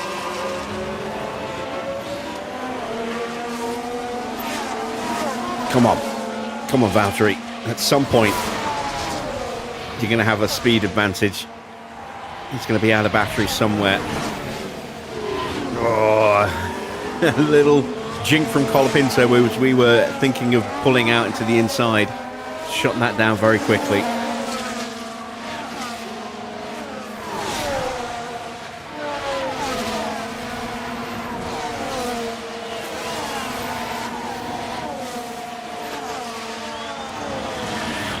Again, look, we're just losing so much time through Sector 1 that by the time we get around here, we've dropped several tenths of a second.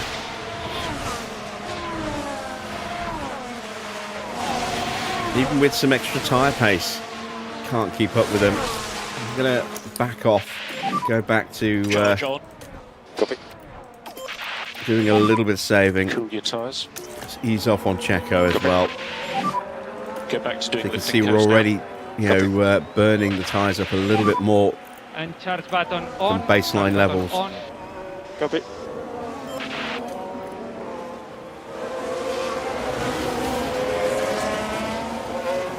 It's not an issue yet, but I don't want them to get too low too soon. I do think we are going to have to go for an undercut, though, if we want to make any real progress, which means stopping very early. It is going to get dry, look. Question is how dry. Are we going to see cars stopping for softs? How long is it going to stay dry?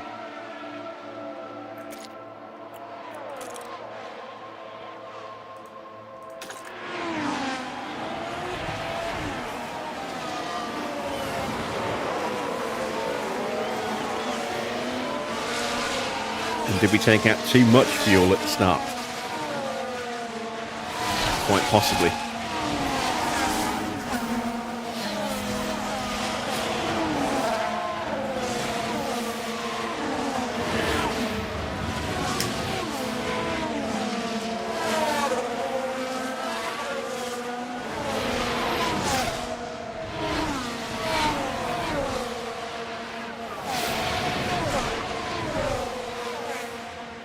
Going to be jumping back on rolling line as soon as the stream is done, and I will pop it up on a separate stream if anyone is curious.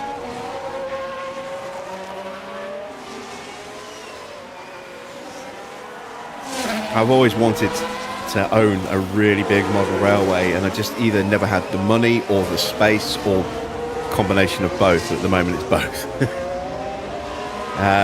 But when I've had the money, I haven't had the space, and when I've had the space, I haven't had the money, and now I don't have either. And this allows me to kind of live that dream in a virtual world.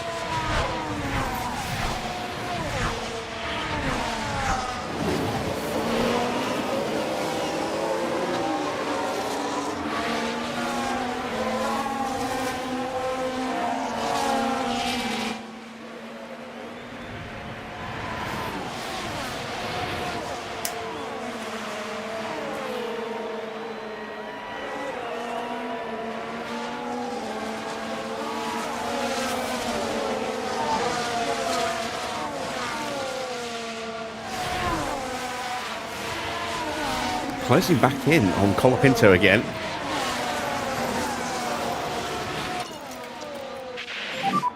Cool your tyres. Copy.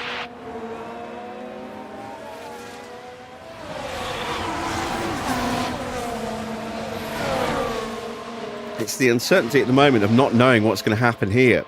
Otherwise, I would have probably pushed hard and gone for an early undercut, but I don't know what's going to happen here.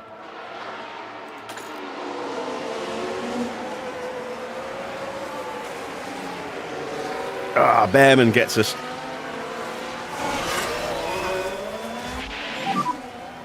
First one, let's play that. Continue like this.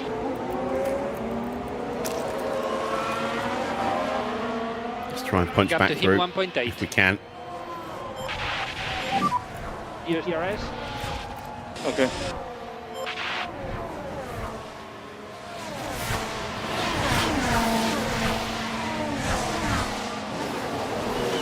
Seeing some patches of sun appearing on the track.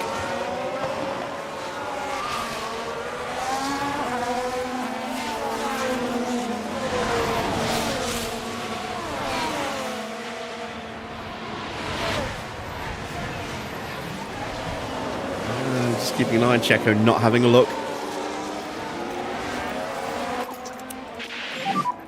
No lift off needed. You are doing a good job. And we are close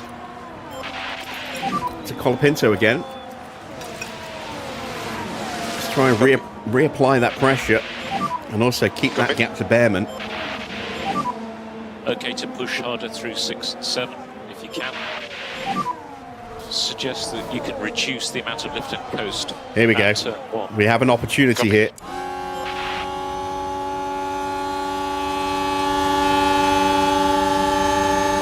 There we go. Get the inside line. We don't have the slipstream though. Damn it. Perez not close. Let's have a look.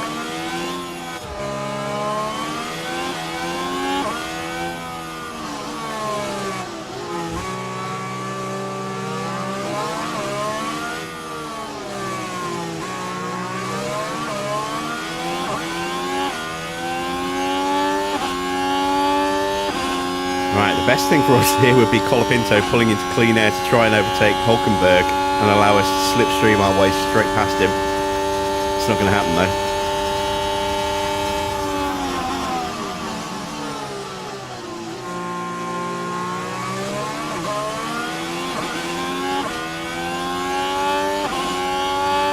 The track has got a little damper again, but we know that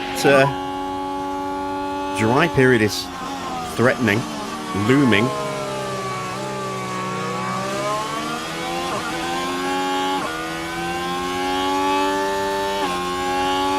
He's 1.5 seconds behind. It's going to stay dry for a while, it's looking like. But how dry is the question. Dry enough for softs? Debatable. Dry enough to trigger DRS? Absolutely.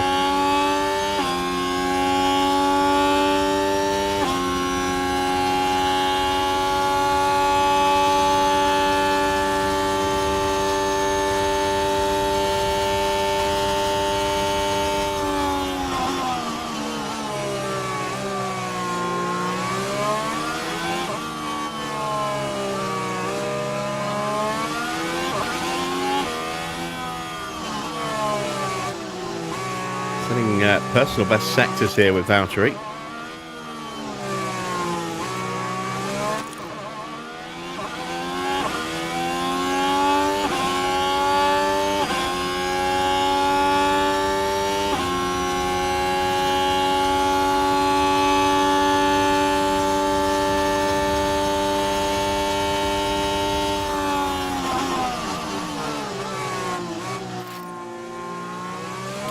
We're going to fault for someone. Hadjar. But the car's definitely not happy. And again, we're not going to find out what it is. And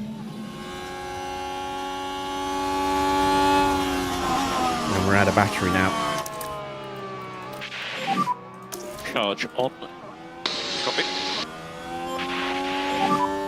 And charge button on. Charge button on. We're just stuck in dirty air, can't make any progress.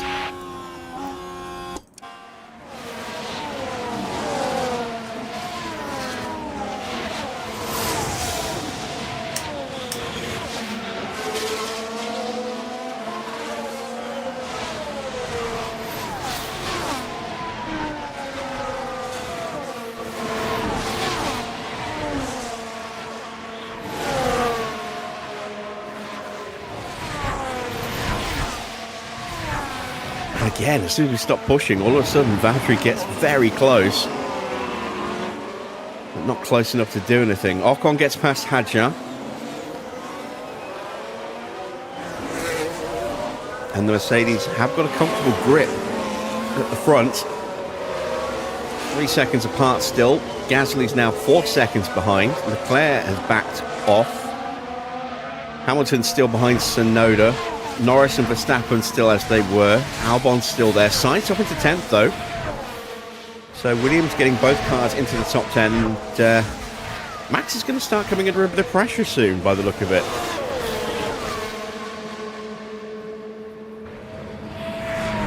Evening, Tony.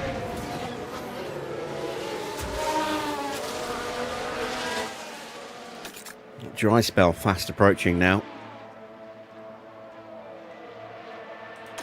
Not convinced it will stay dry long enough for us to consider swapping onto a set of soft tyres.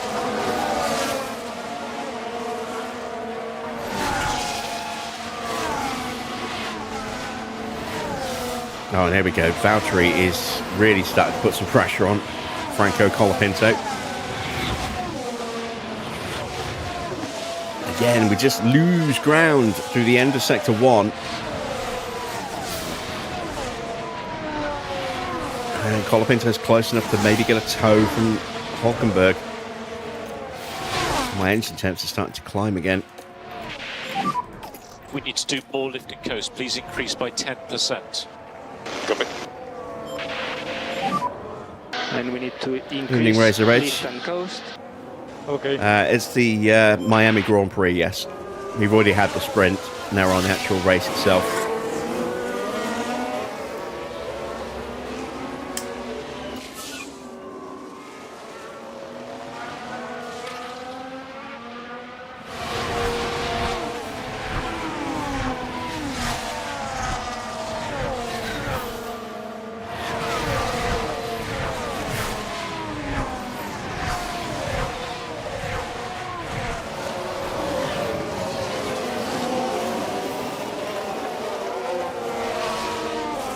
Looks like a little mistake for Colapinto in the braking area there.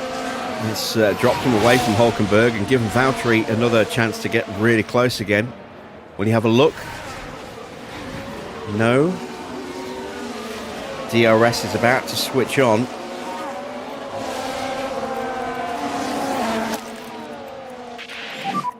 You are good to go. Mode push. Copy that. So deployed. Yeah, confirm. And let me know track condition. There we go. DRS is active. DRS is enabled. And we will be the first car on track to actually get it. Problem for Piastri. Why didn't we get it? We were close enough. No one got it, apparently. Maybe they moved the activation point. We just missed it.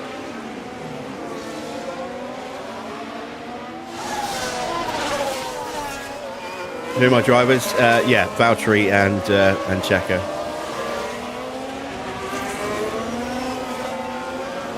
We're in the year 2026, so this is an accurate representation of what the grid would be, barring liveries, where I've been a little bit creative.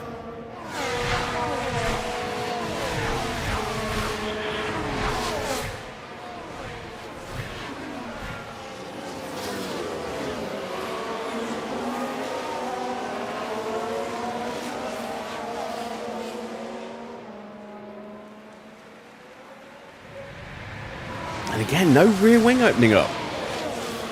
Why isn't the rear wing opening up for DRS? Should be active. Charge on. Copy. Charge on. Copy.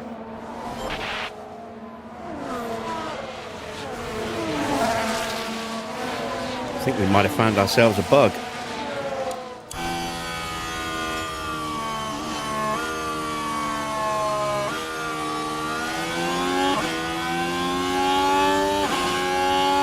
Yeah, we definitely arranged.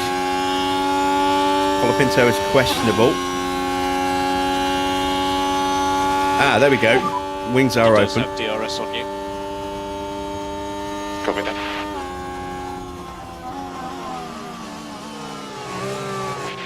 It's too bad there's no What about F1 Manager tyres? 25. Yeah, I mean, the modders are doing an amazing job to keep the game going. It's just a shame we're having to rely on the modders, who at some point will just say enough's enough and just stop.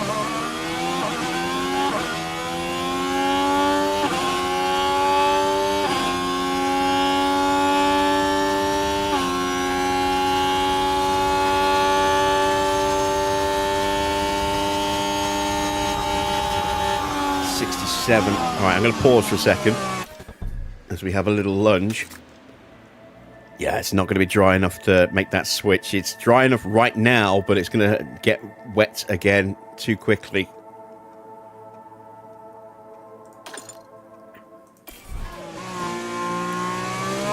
Valtteri gets the move up the inside. Will he be able to hold it? That's the question.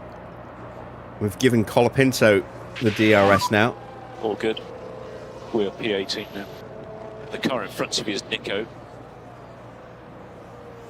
And we do hold him off. Lovely. So up to 18th place for Valtteri.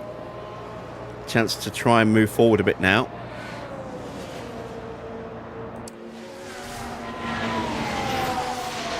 No, I haven't bothered. Oh, yellow flag.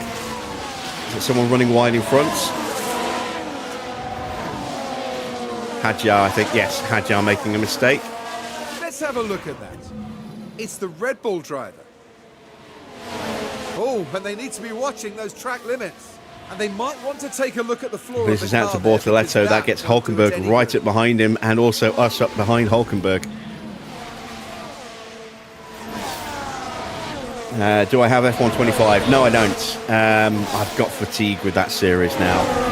I loved 22. And then didn't enjoy 23 so much. 24 never really got into. And, you know, no real interest in getting 25.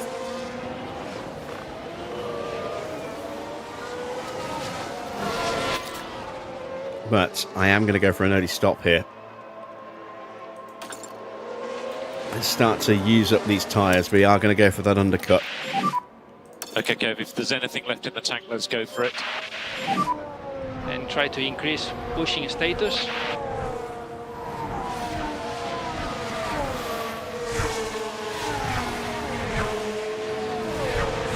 Lawson's already gone for an undercut.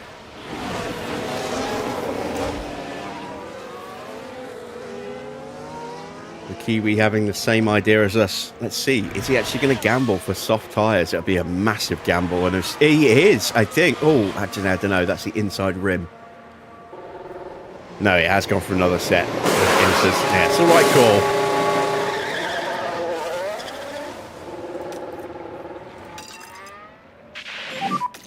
Let's get after these cars in front. We'll box Perez first. We're not close enough to get away with stopping them both on the same lap. Box this lap, box. Yeah, copy. Box this lap for Inter.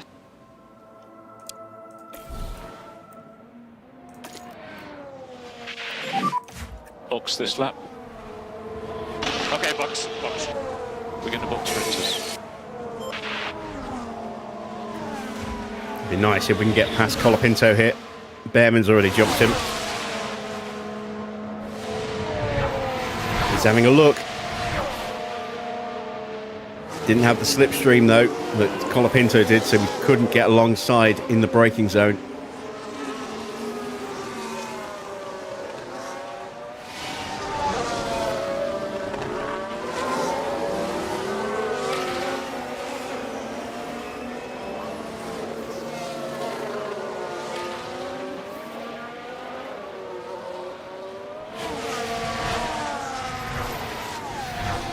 Might get him this time though, into the final turns here. Oh no, wait, we're stopping, aren't we? So if he does get alongside, he'll just back out anyway.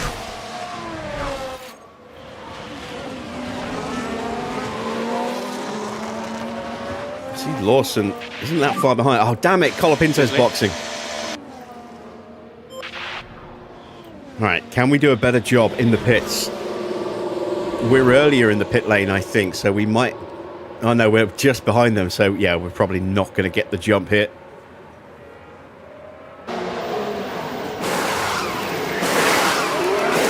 No, it's a bad stop. It's a bad stop. Damn it. What happened? Sorry about that. And track will be clear.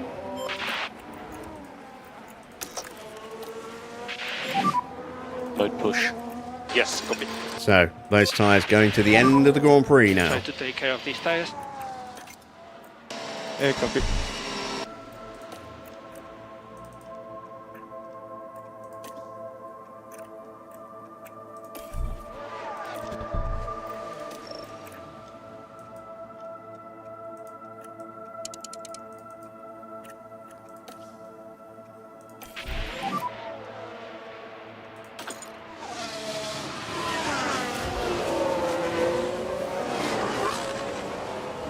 Gap to him 1.4.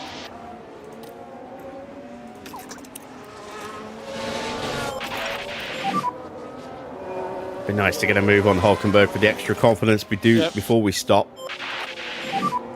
We must do lift and coast every lap, or else we may not finish the race. Oh, Hadjar very slow. Max is in. No lift off needed. You are doing a good job. Max going for another cut as well here. Copy. Charge on. Copy that. Decent stop. Oh, and look at this. Everyone in front of us is stopping. God damn it.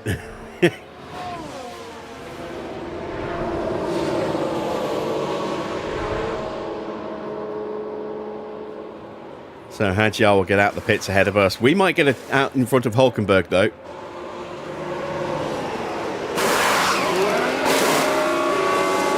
.5 decent. Through goes Hadjar. Hulkenberg has to wait for us. So we have jumped a place. There goes Colapinto. Perez is out in front of Hulkenberg. So Perez has jumped Hulkenberg as well. Nice. So we did get a partial undercut. Car behind Perez. He's 1.3 seconds behind. Max gets out behind Ocon, but immediately manages to get past him with DRS. It is still active. Hulkenberg is going to put pressure on Checo. I need to use his battery. Use the energy. Copy. I don't think we're going to hold Hulkenberg back. Oh, maybe. Yes, we did. We shut him down. Very nice. Hamilton and Sainz in. At the moment, we are good. Copy. Hamilton's going to be comfortably clear. Alonso in now, so everyone's starting to box early as the track gets ready to go back to proper inter conditions.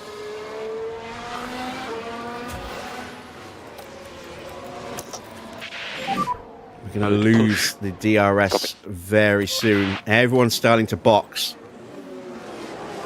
If we're going to get any kind of positions on the undercut, this is where it's going to happen.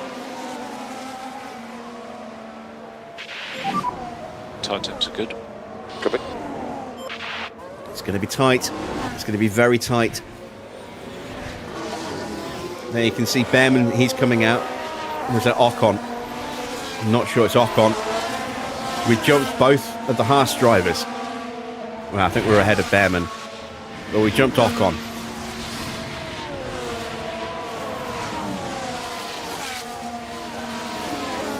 Lindblad will come out behind us. That was always going to be the case anyway, but there's a chance now that we can get past Bortoletto.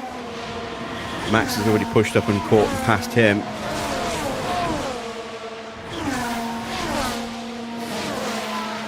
None of the race leaders have stopped yet.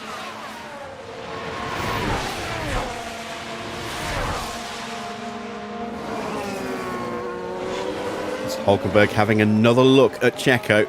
And again, Checo can hold him back. That's good for Checo's confidence. But not good for his battery, which is pretty much gone.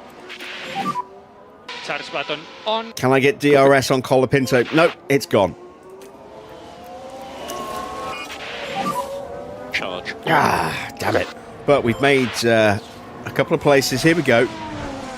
This is the key position for us. Bortoletto in.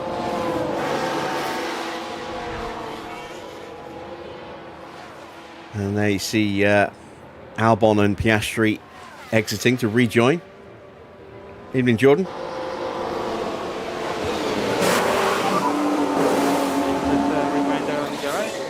Hadjar sets a new fastest lap, a 1:39.6. That's probably going to stay the fastest lap now.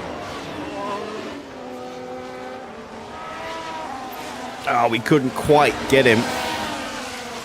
But we certainly closed the gap right up. How did quali going? Badly. Very badly. Car does not like this circuit.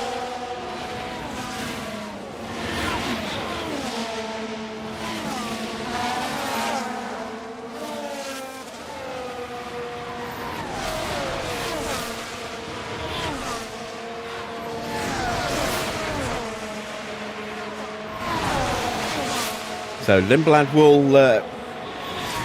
will be dropped behind us. As Bortoletto puts the moves on Colapinto there.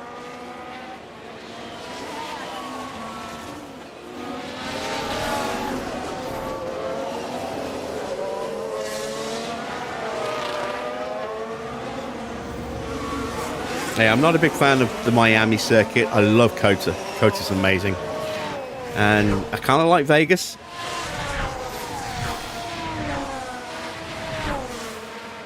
But I'm not a massive fan of this circuit here.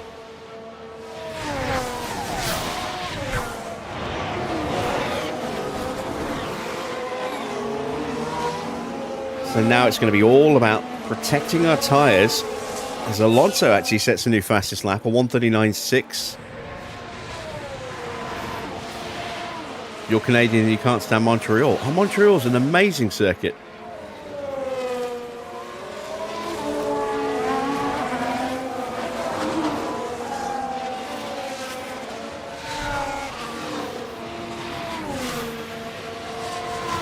Lindblad still hasn't boxed. He's holding up Piastri.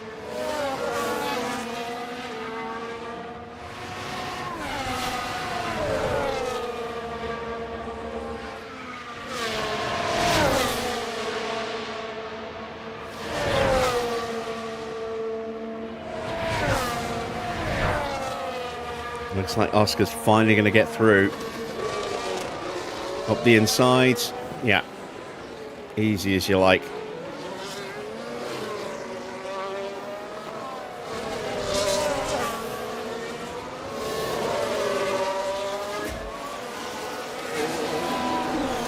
Whatever engine issue Leclerc was having has got worse.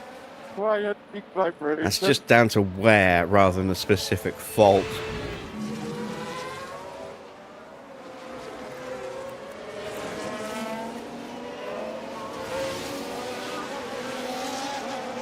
And it looks like it's going to be a 1-2 for Mercedes at this point. They've been pretty close to each other and steadily pulling away from Gasly as the race has progressed. No one's been able to really make any, emphatic moves up and down the field.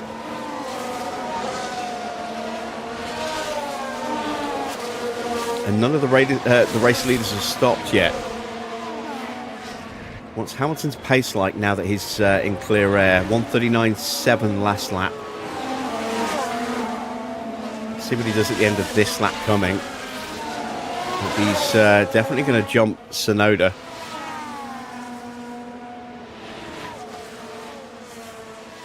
And probably going to jump Leclerc as well.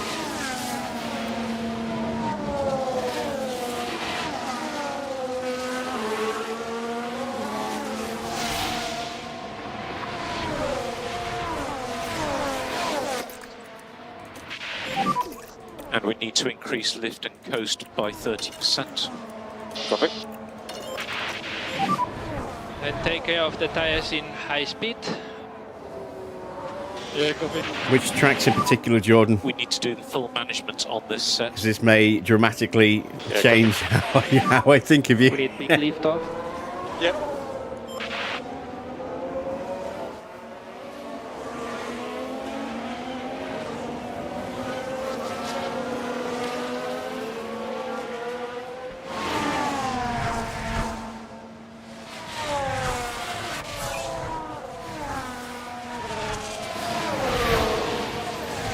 Do only stream on YouTube. Consistently, yes. Every now and again I jump onto Twitch, but not very often.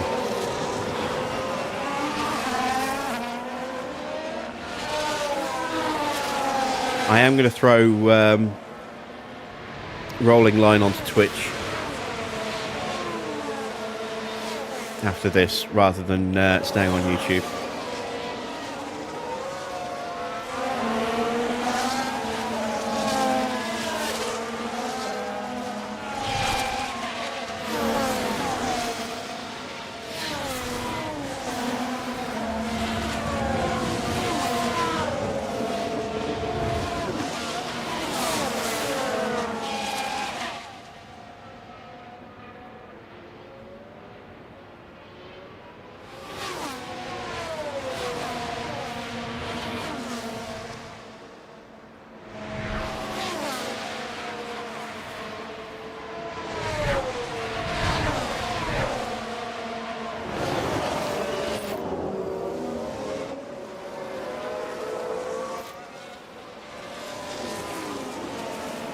And there we go, Leclerc is in.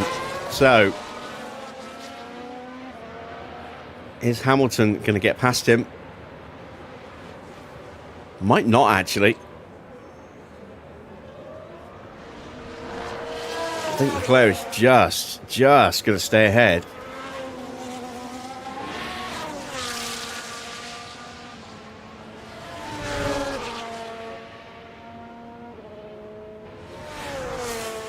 See, I've been playing Rolling Line over the weekend. Is it good? It depends on what type of game experience you're looking for. If you are a model railroader, or you've had a fascination with having a model railway, then absolutely, it's a dream come true kind of game. If you're actually looking for a game with gameplay, less so. It's more about building and constructing the layout and then just watching the trains run. Like a real model railway. So Lindblad is out of the pits and a long way back now because he went so long. That gets us where we need to be in terms of position for our sponsors, 17th and 18th.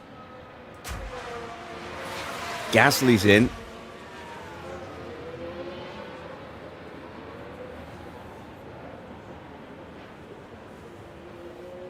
Yeah, Suzuka, when you're talking about Asian tracks, Suzuka, China, they're good tracks. If you're talking about going into the tracks in the Arab countries as well, less so.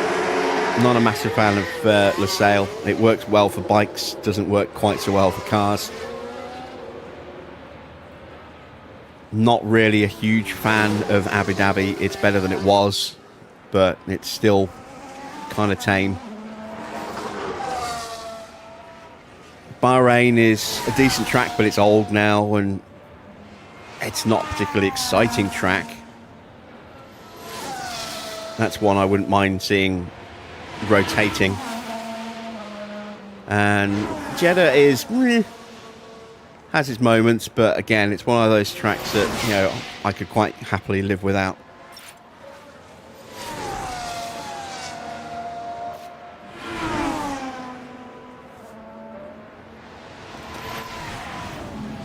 But there! Oh dear, that's not what they need right now.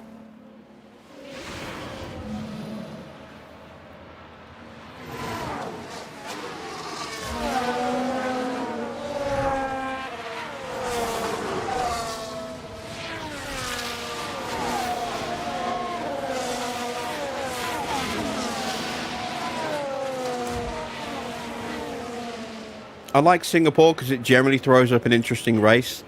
The last couple have been pretty bland.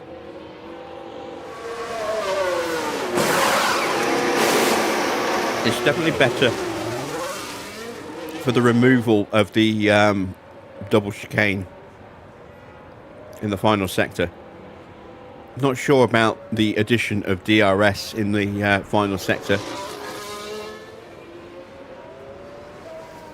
I'm talking for the same reason, Jordan. I'm talking as a spectator.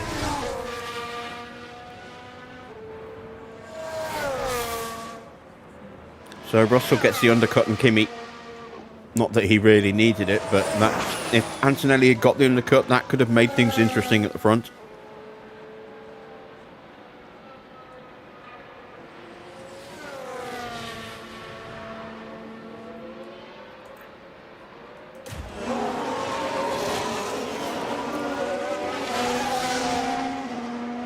Perez coming under pressure from Hülkenberg again.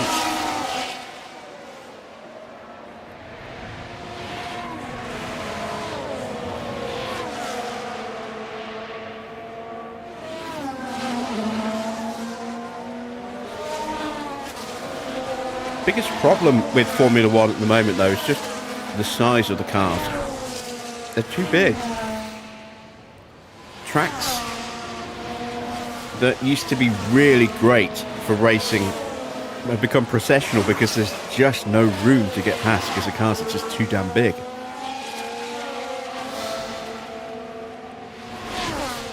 You stick a modern F1 car next to a car from 20 years ago, side by side, the size difference is actually pretty staggering how much bigger they are now.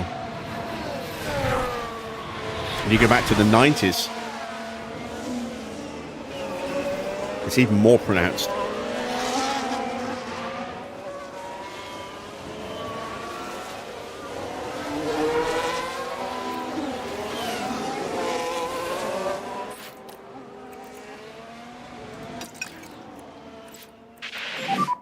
You can push. You can save less.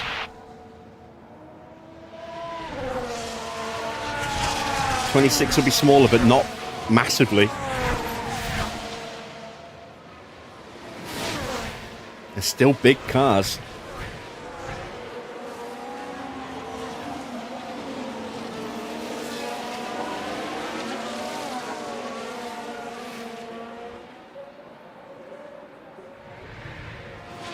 When you say parody, I think you mean parity.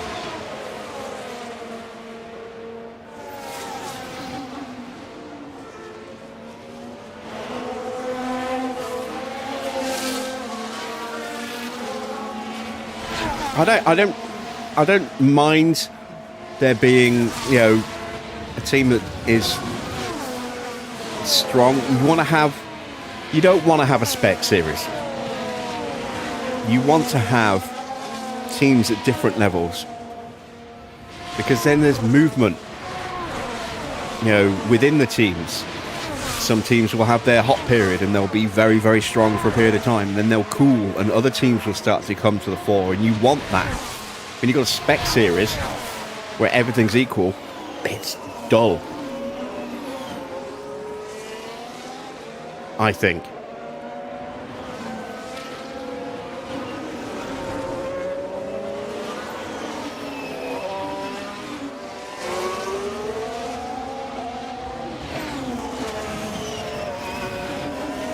You want to see those innovations that teams bring that suddenly start to catapult them up. You know, those ideas they had that nobody else thought of, or very few teams thought of, that, you know, give them a huge edge temporarily until the other teams, you know, figure out how to do it themselves and start, you know, closing that gap down again. Just look at the double diffuser in 2009. Gave Braun a monstrous advantage. They weren't the only team to do it. Toyota did it as well, and I think there was a third team. I can't remember which one. Might have been Sauber. But, you know, it was deemed legal, and then everybody else scrambled to create their own double diffuser. But, you know, without that, the ability for that situation to happen, Braun would never have won the World Championship. We would never have had that dream scenario.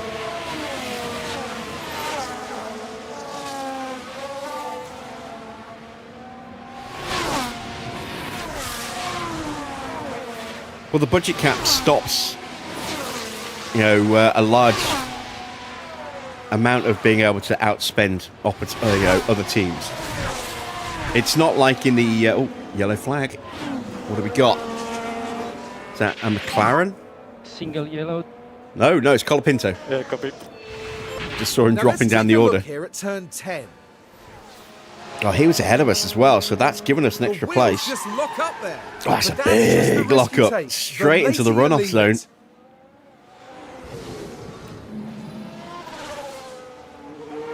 He's still there. Now he's going.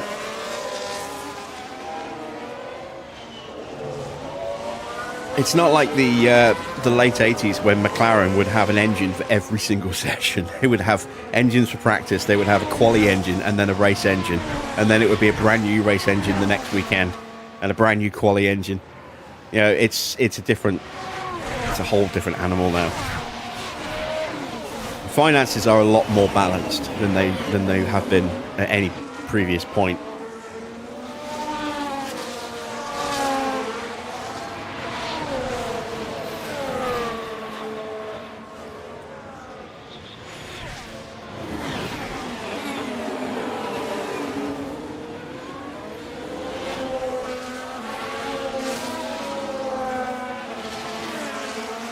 Alright, we're past the halfway point. Still need to find 6 kilos of fuel, which is why I'm still fuel saving. Engine temps are back now in a very healthy situation. Tyre temps are looking decent. Again, we don't know what the tyre situation's like as Antonelli finally makes his stop. He should be comfortably clear of Gasly, but he's going to end up being a long way behind Russell, I think. Tsunoda still hasn't stopped yet.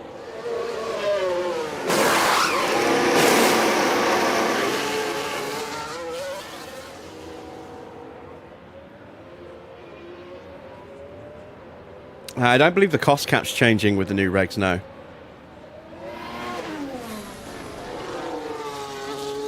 There'll be a new Concord agreement which will change prize money payout. And of course we're going to have a new team in there as well, which will dilute the prize money a little bit.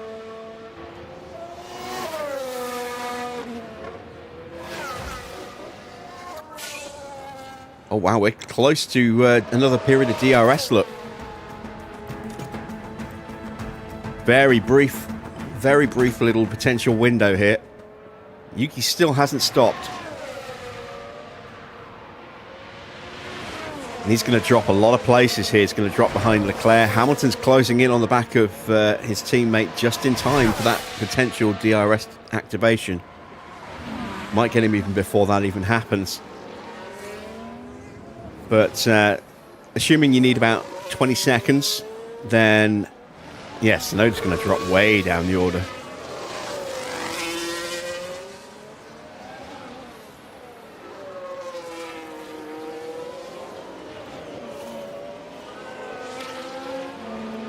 And this is going to be win number 3 for George Russell. Assuming nothing changes. So that's a new fastest lap, a 1:38.7. Shows just how slow Tsunoda's going right now. Is this the lap he boxes? No, he's staying out again. So, I mean, he could theoretically punch his way through a few places, but we've seen how hard it is to overtake. And even with better tyres, I think it will be a struggle for him.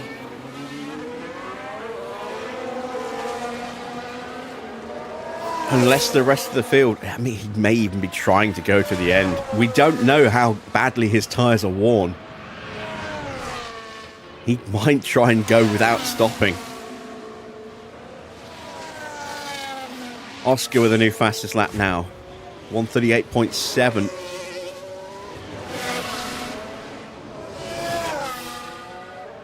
Hulkenberg is still stuck behind Perez, trying to find a way through. We have a position leeway at the moment as well. We need 17th and 18th for the sponsors. We're 16th and 17th.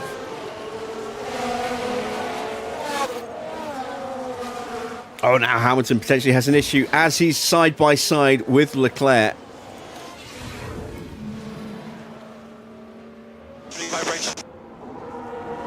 So both drivers reporting big vibrations. Looks like Ferrari are trying to rebrand themselves as the Beach Boys. Oh, that's a big fault. That's a serious fault. Is it temporary or is it permanent? And that could really hurt Ferrari's chances because Max is closing in. There he is. Another fastest lap for George, 1:38.69. And I think we might just bypass potentially that little, yeah. No DRS after all.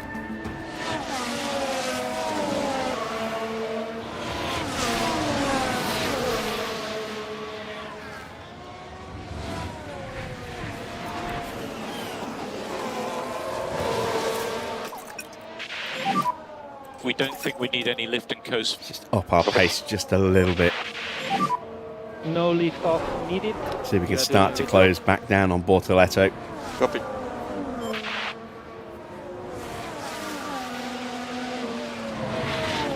We've actually got full batteries as well, so let's burn those. Mode push. Copy that. And more energy available. Okay, copy. Yeah, and Hamilton's gone from trying to get past his teammate to now desperately trying to keep Verstappen behind. Max has got the run. Just couldn't quite get enough of the car alongside.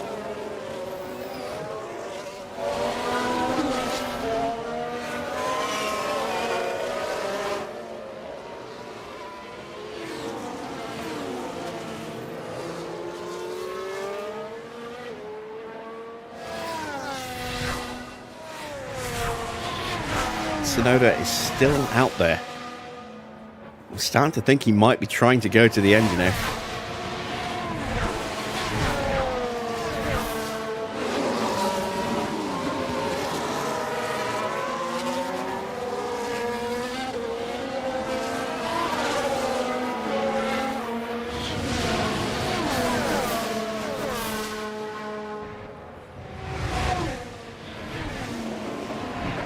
Lap 34, 24 laps to go. Our tyres are in good shape.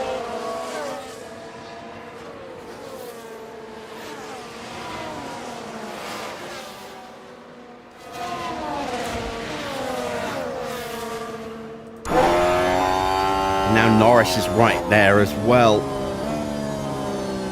All over the back of Verstappen. Oh, damn it, wrong button. There we go. Where's Norris? Oh, he's side by side.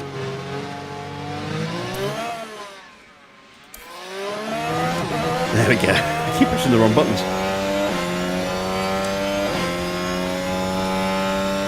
So Norris suddenly appearing. We have picked up the pace a little bit. Antonelli with the new fastest lap. 1:38.4. Starting to close in on his teammate a little bit. It's Lindblad with a fault. He's not going to be doing much this race anyway. 16.5 seconds behind Colapinto at the back of the grid. Here comes Max for another look, and we have a yellow flag. And we have single yellow. Copy. And there we go. It's a crash for Franco Colapinto. Straight on the left. So let's follow the action going into turn 12. That's not a sector 1 yellow. Oh, and that's a pretty big impact there. Well, following a crash like that, it'll be important now to ensure that any debris is cleared from the scene. And Max is through. Up into 6th place. Ferrari's afternoon is going to get a little worse from here, because I don't think Leclerc will be able to hold him back that much. We need to reduce K1 usage. Copy.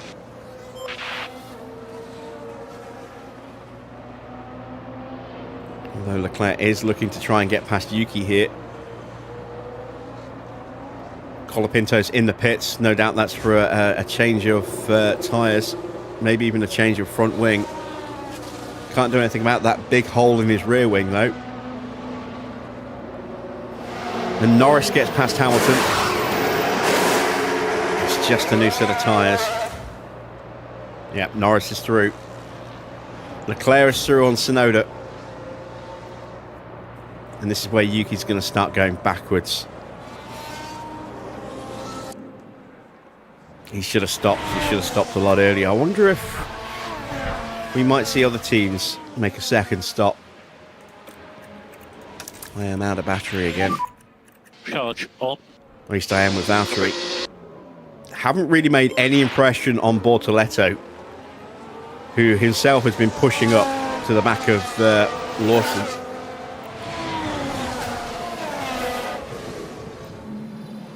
Oh, that's not good. They'll need to retire the car. Something's just gone terminal on that car. I wonder if it's a gearbox that's just finally given up for Charles Leclerc, having just made the move. Expect to see him pull into the pits if he can make it around. He might not even make it around, depending on what the fault is.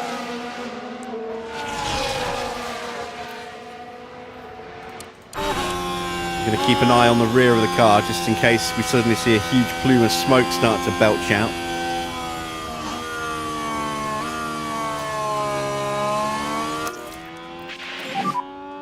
Charge button on. If it's his battery, he can keep going. But I don't think it's the battery.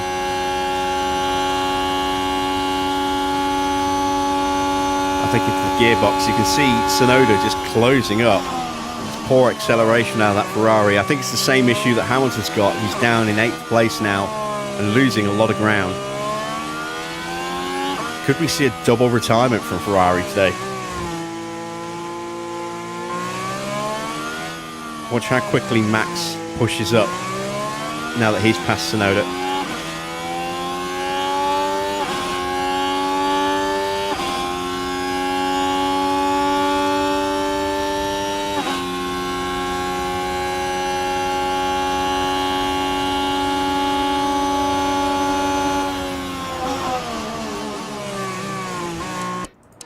And that's going to be all she wrote for Charles Leclerc. He'll pull into the pits. And I think that is a... oh, there is Yuki finally boxing. But that is a retirement for the Monegasque driver. One car stop outside of the track. How far down is he going to... Oh, this is a bad stop as well. May not finish the race. Oh, yeah, copy. 21 laps left. Down in the pits. Oh, that's a slow one. Tsunoda's going to pop out just in front of us. Wow, he has dropped a long way, but his tyres are going to be the best on the grid.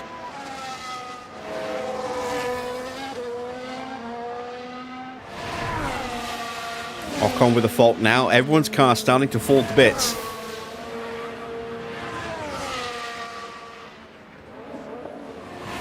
Which is making the fact that we're running better engines all the more disheartening in terms of our pace. Bortoletto has caught and passed Lawson. So Lawson is our next target because we're not going to catch Tsunoda.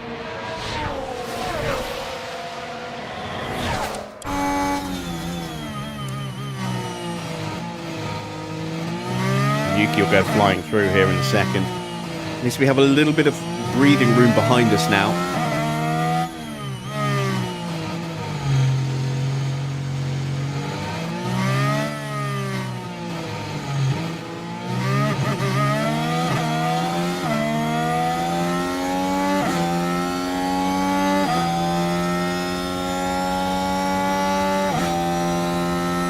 Sainz gets past Hamilton. He's really starting to struggle now. I think he has gearbox issues as well. It's possible he might not finish the race, but if he does, he's going to be slow anyway, so he might not even finish in the points. Still a way to go, and he's lapping a couple of seconds a lap slower than the cars behind him. It's a 142 for Lawson as well. That's 2 seconds slower than us. So Tsunoda's going to go flying past any moment now. And then we're going to start to close in pretty quickly.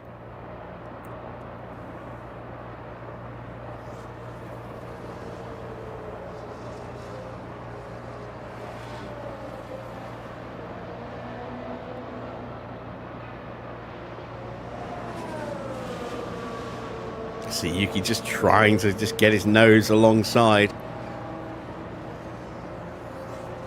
Lawson defending well. He's defending very well. It's going to be frustrating the hell out of Yuki here.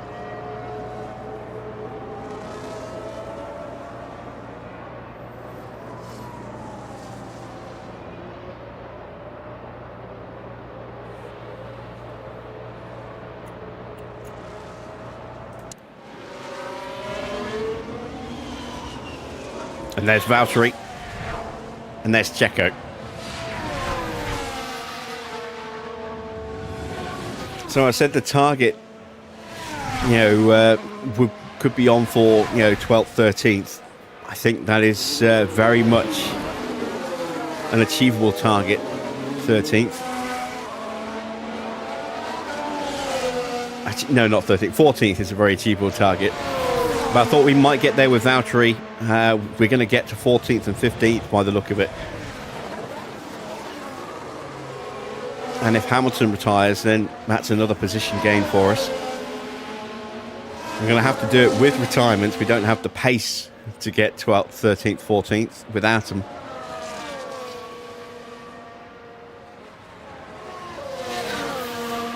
Desperately need those new wings, and of course the design centre's just been shut down for 11 days because it's on fire.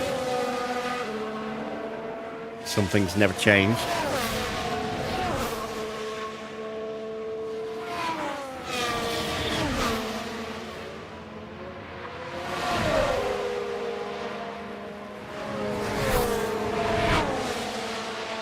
There we go, Lawson now about to come under pressure from Valtteri. He's taken the gap down to 2.8 seconds. Can I get a point? Highly unlikely.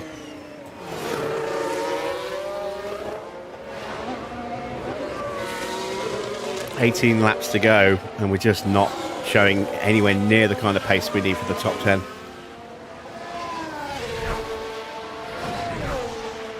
I still need to do more fuel saving.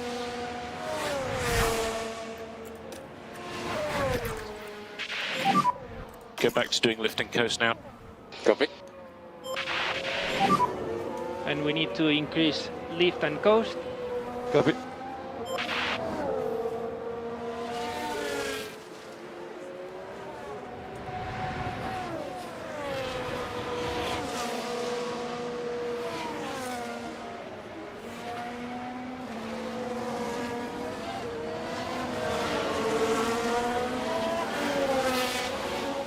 Targets for the race with the sponsors are 18th or higher for both drivers, which is the highest we can go for. But I did say during the sprint, based on how we were doing in the sprint, Bottas might have a chance of like 12th, 13th or 14th in the Grand Prix.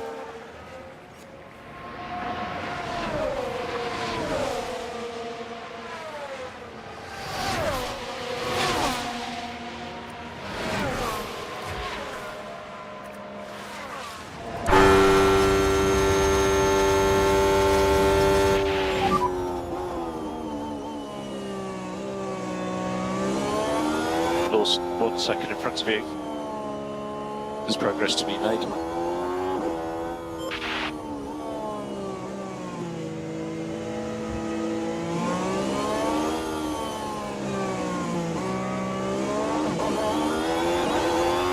I'd like to do this without burning the battery if possible.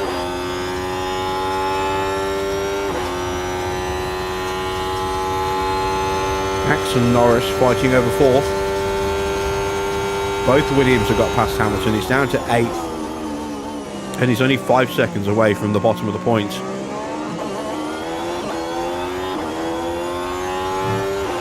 And 1:43 last lap. Yeah, his car's really struggling. My tyres are still okay. Oh, look at that. Easy. Lovely. Straight through on the inside. Lawson gets a bad exit as well, so he's already a second behind, and he's set up beautifully for Perez to get right on him on the next big overtaking opportunity.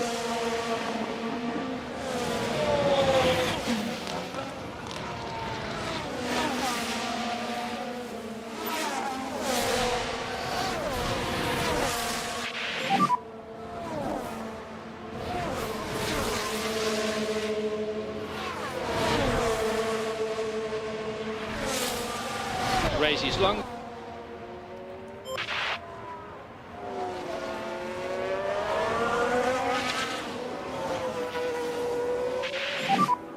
Tire phase update when you can.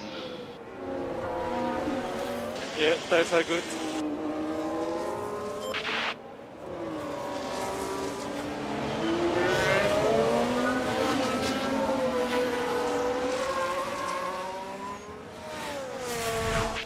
And there we go, finally finished the sausage rolls. Sun starting to peek its way through the clouds. Hulkenberg behind. Gap to him 1.8. Perez goes up the inside. Lovely move.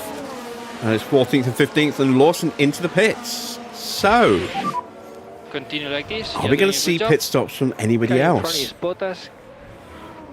Gap to him 2.2. Are we going to see 2 stops from drivers? New set of inters. Or has he simply just been pushing the tyres too hard, trying to minimise the loss of pace that the car's bringing? Who knows? But he's close to being lapped. Russell has just started lap something. Lap 43, I think.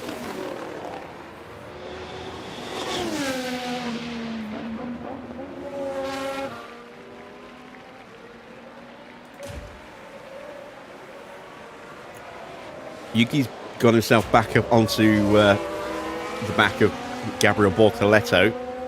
It's a long way from the P4 that he was running in earlier.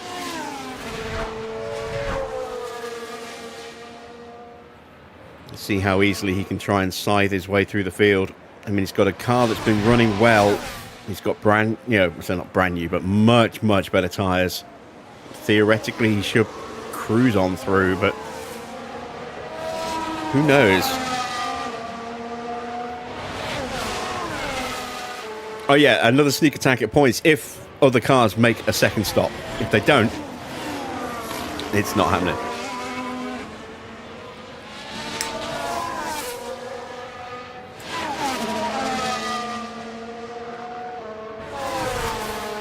We're still fuel saving and we're lapping slower than Bortoletto.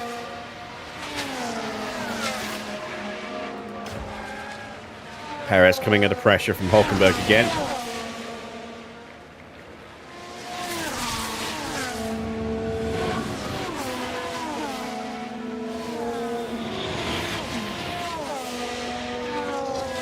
The only car ahead of us that's likely to have a major fault causing a retirement is Hamilton. He's now just dropped down to 10th as Piastri's got him.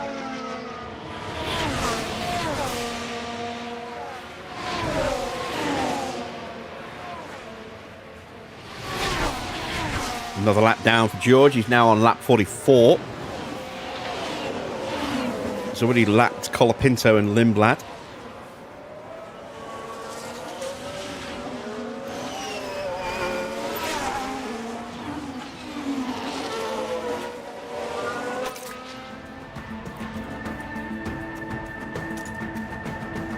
Still got plenty of tyre left. I am thinking about upping the tyre pace a little. And push. See what happens to the temperatures after a couple of laps like this.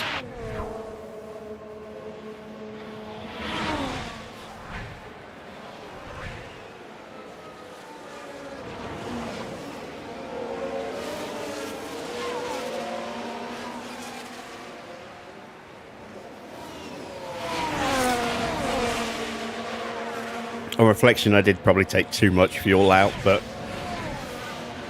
wasn't expecting it to actually go to as dry as it did.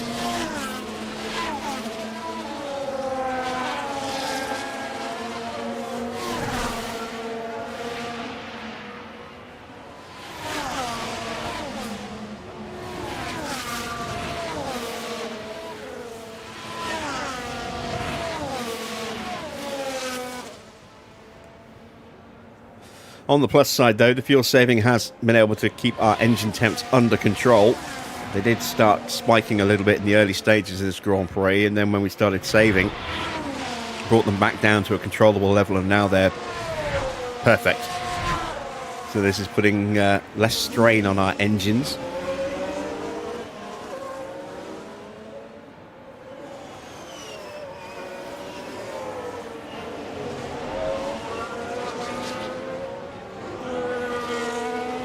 And the kind of pace that we're showing now is what I was expecting in the opening Grand Prix. So the fact that we picked up 20 points so far this season is a huge shock. And very much against where I expected us to be and where we actually are.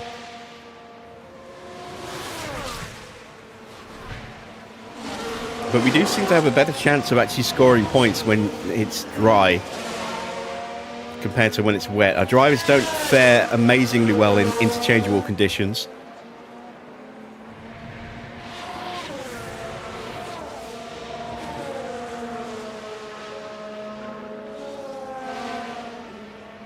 And if we can stay in DRS and protect the tyres a little bit, we can generally tend to go a stop less than our competition. Why is Leclerc out? I think gearbox. We'll be able to have a look at the end. Colapinto developing an issue. That might just be excess wear rather than an actual out-and-out fault. Or a bit of both. But, you know, he's nowhere now after that crash.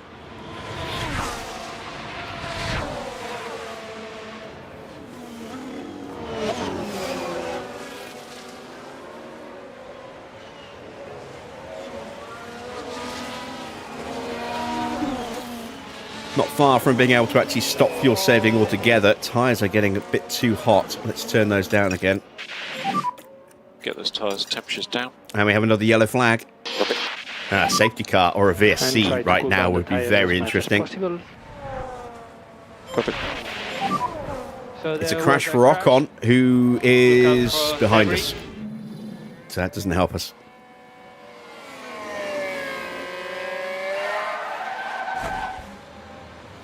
And that's what Colapinto did.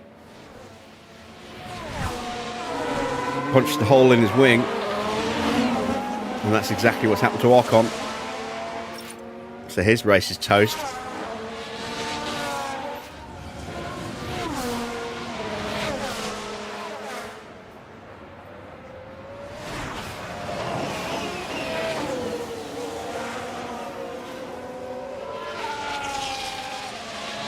Tsunoda pressing on Hamilton. Hadjar has got past him, so Hamilton out of the points. Tsunoda has got the pace to get back into at least 10th. Don't know if he's going to have enough time to get any higher than that, but he will get back into the points. But it'll be a disappointing result, considering how well he was running in the first stint. He just stayed out so long. He's praying for other cars to box now, I think.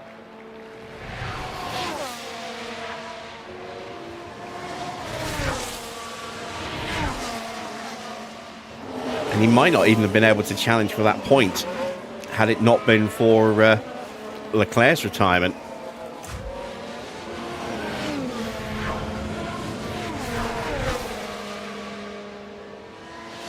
Here is Tsunoda lining up a move on Hamilton. Just going to go to the inside and get him under braking. Yeah, not even close.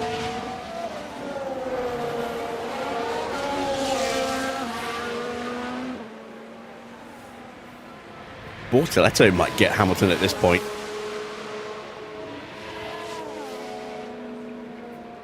We are 11 seconds, give or take, behind Hamilton. Gaining at about a second a lap, a second and a half a lap. It's doable. We might yet get Hamilton. At least with Valtteri. I don't think Perez will.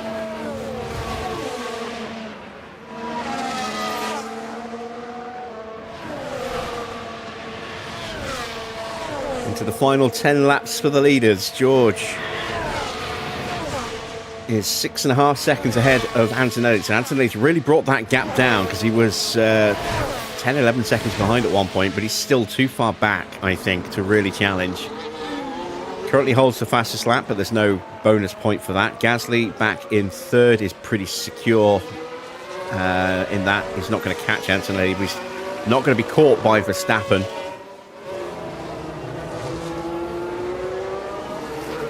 Who would my top two drivers be this season? No, you didn't ask me that last week.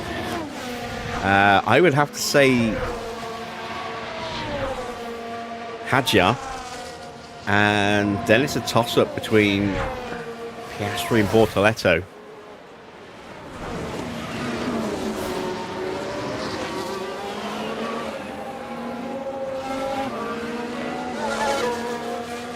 Piastri has come on leaps and bounds this season compared to the last, although he has struggled a little in the last couple of weekends.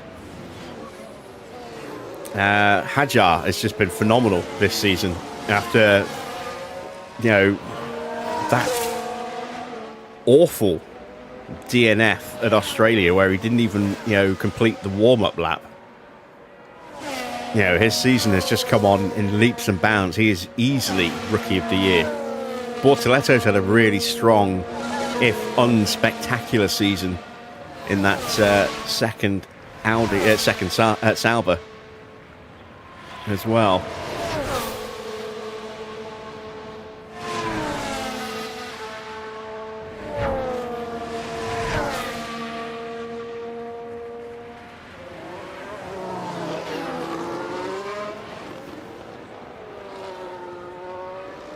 In terms of the rookies this season, it's easily Hadjar as the top rookie. I would say Bortoletto just above Behrman, and then Antonelli close behind in fourth. Doohan's season never really stood a chance. I'm surprised he actually made the first 6 Grand Prix, because the writing was on the wall. And as soon as Colapinto went in the car, that was it. You knew he was never going to get back in the car, regardless of what happened with Colapinto.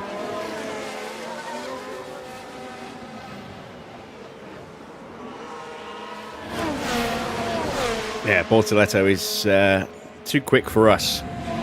He's got past Hamilton. So now it's, can we close down Hamilton in the remaining laps? And we are almost done with fuel saving. In fact, I'm going to stop fuel saving with Checo. Keep it going just a little bit longer with Valtteri. Good job. Yep. Do I think we'll see a driver shake-up?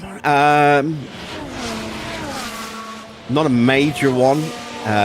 McLaren have got their two locked up for at least another season. Norris, I think, is contracted until the end of 2026. Piastri is contracted to at least the end of 2027, if not 2028. Max is contracted to Red Bull till 2028, I believe. Sainz could maybe move on. His contract runs out at the end of next season, as far as I know. Don't know about Albon. I think he's there for another couple of seasons yet, at least. I think we're going to see some change at Red Bull next year. I would not be at all surprised if Yuki goes somewhere else.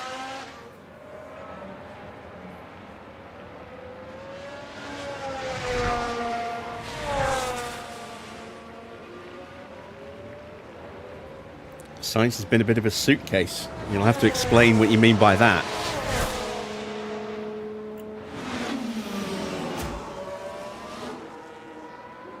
Do I think Lewis will get bought out? No. I think he'll be around Ferrari next season. Beyond that, he may just call it quits. Suitcases, and he moves around a lot. Well, there aren't many drivers who tend to stay at the same team. It's pretty rare these days. Norris is still early in his career.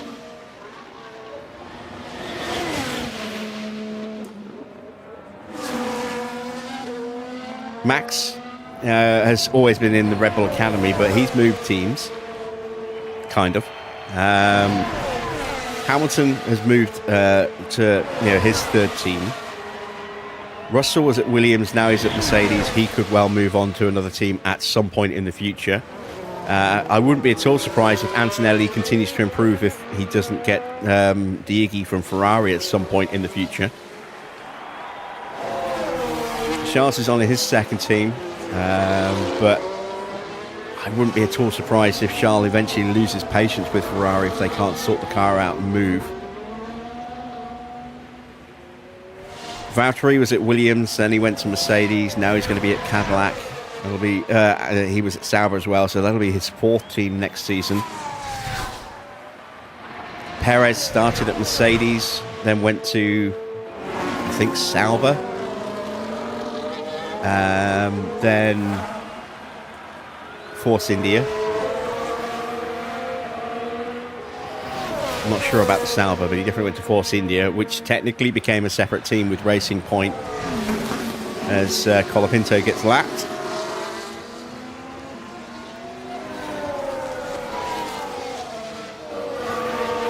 And then obviously he went to Red Bull. Now he's going to be at Cadillac as well, so that's another new team. Hulkenberg's been across, up and down the grid all over the place. Ocon. He's only on his second team, I think. Or did he have a... No, he had to spell at Force India, didn't he? I think.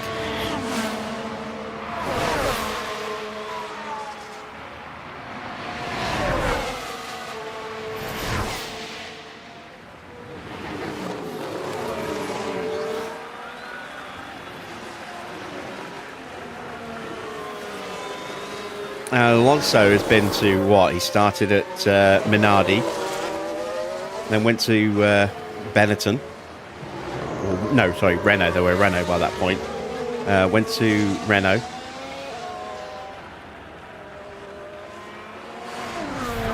Oh, they might still have been Benetton. I think they were Renault by that point. Not sure. No, they didn't change till Renault until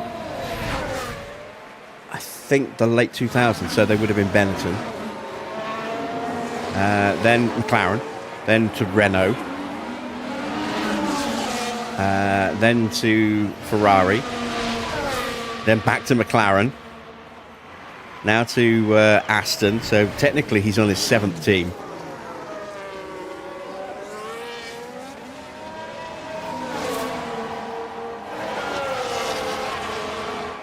I've got to stop fuel saving. There we go. We've actually got fuel to spare for Valtteri. To go at the end of this one. 6 laps left. We are closing the gap. No more lift and coast. Another fault for Colapinto, whose race is already ruined. Point of view, we don't think lift and coast is necessary. Copy.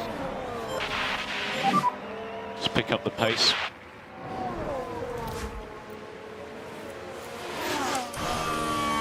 Should see the back of Lewis's car pretty soon. Still lapping a 1.5 seconds quicker. We've got plenty of time for Valtteri to get through, and I think we've got enough time for Checo as well. And we need to increase pushing status. So we are potentially on for 13th and 14th.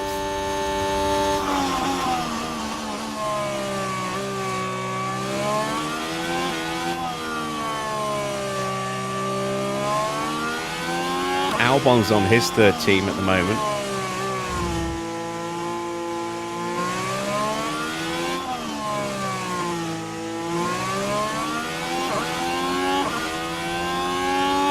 It's almost unheard of for a driver to go their entire career in just one team.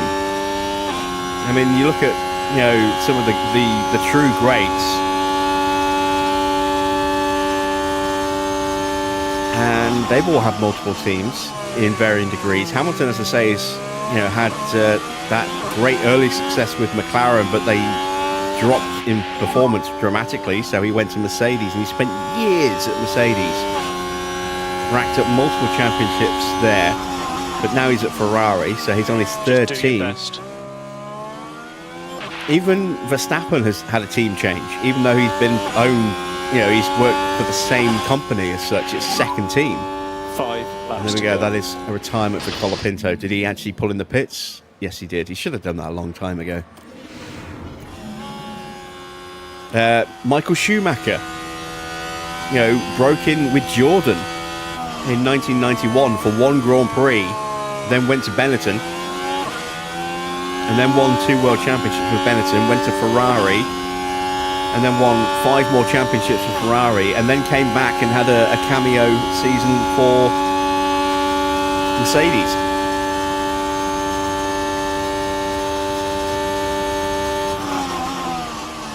Even Senna had multiple teams.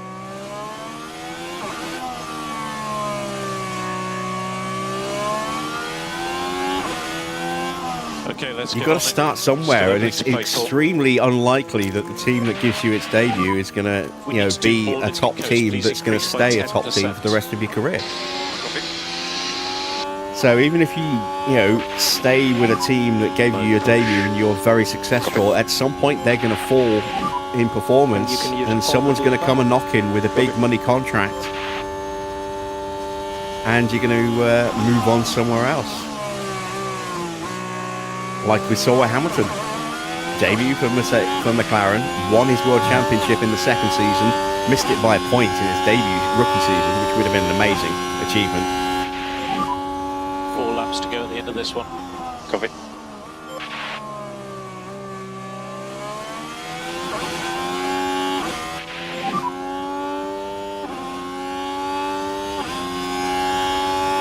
A long way to go.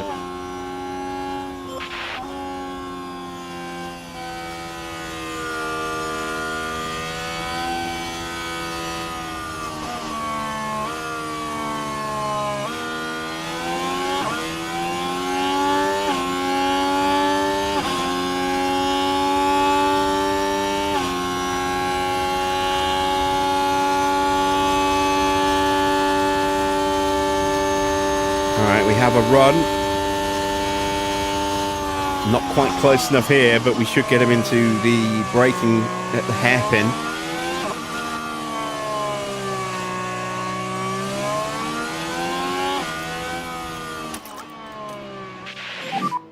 Suggests that you can reduce the amount of lift and coast at turn 1.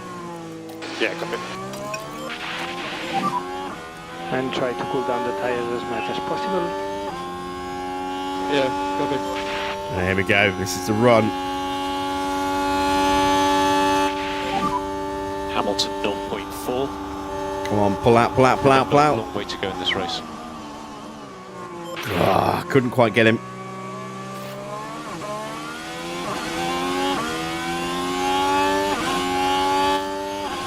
This time we should get him into turn 1. 2 laps to go at the end of this one. Copy. There we go, job Just done. cool down the tyres as much as you can. And there's Perez. Doing a great job. Your P13.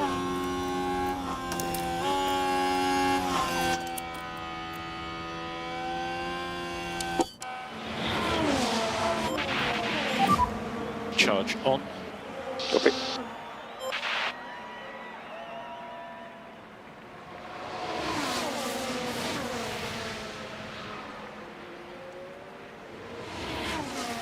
So now we have to do that all over again, but with this time we won't have the battery. We are close enough to have that lunge though. Hamilton in front. He gets up the inside, and that should be move completed. All right, let's concentrate. And there we go. Move is And you've done a completed. Good job. Well done. Car in front is Bottas. So 13th and 14th. That's a Gap to pretty Bottas in front, respectable 1.2. result considering our lack of pace in qualifying. Copy. Car definitely performs better in race pace than Chance back one on lap one. pace. There's Copy. no question of that. Because we can be more strategic with tyres.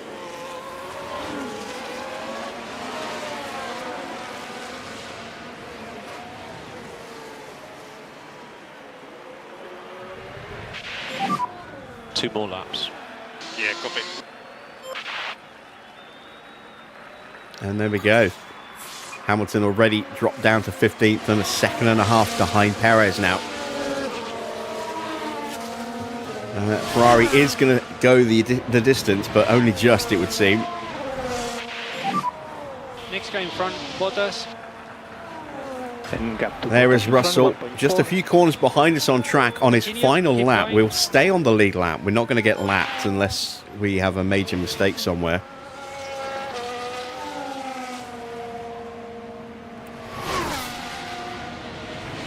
At least I think that's the case. Antonelli's about 4.5 seconds behind. He's not going to be close enough. He's about to lap Nico Hulkenberg. There he is, whizzing past the Audi.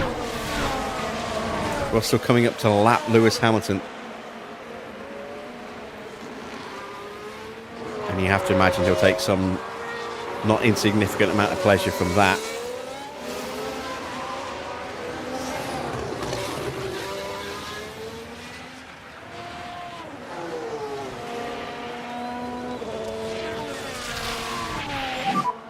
Car in front is And there we go, Bottas. Hamilton pulling over under blue flags. We are just going to stay on the lead lap. I think another lap, Continue like and we this. might well have been blue flagged, but we'll be okay. But it will be win number 3 this season for George Russell. Starting the last lap. Understood.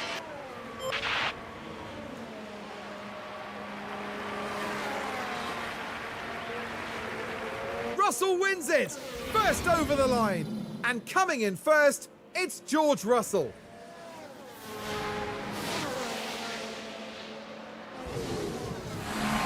What an achievement! Sometimes you take the incredible skill of these drivers for granted, but not today. Antonelli crosses the line to make it a 1-2 for Mercedes. Glorious result for them. Gasly is going to hang on for third, and he's going to be 20 seconds clear of Verstappen in the end. What a great result for Alpine. Copy.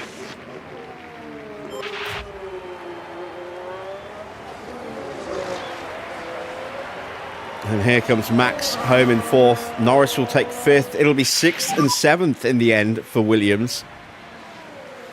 Thanks in no small part to Ferrari falling apart with technical issues up the wazoo. Yuki Tsunoda has not been able to get past Hadjar. Hadjar's going to hang on for that final point. So a disaster for Yuki, who could and should have scored a lot more points here today.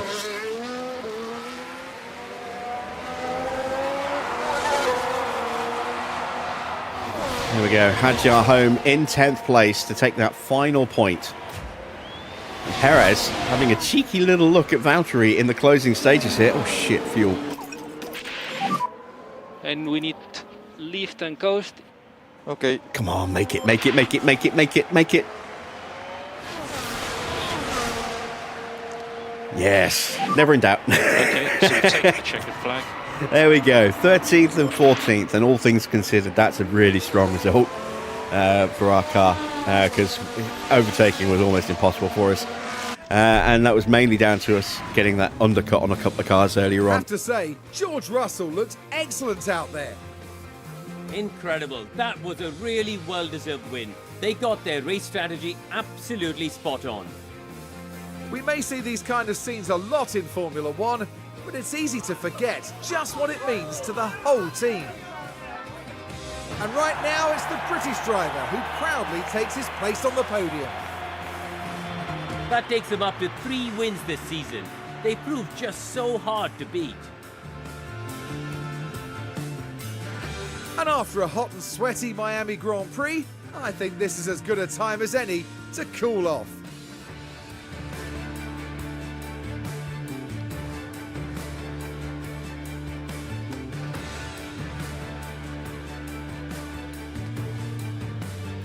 Well, Karun, how do you think they'll be feeling in the team garage at the end of that? Well, it was a bit of a mixed bag here. Some things went their way, but others didn't. I think their main target now will be finding some consistency for sure. And with that, our weekend in Miami now draws to a close. For the next round, the teams are travelling to the Circuit Gilles Villeneuve for the Canadian Grand Prix in Montreal.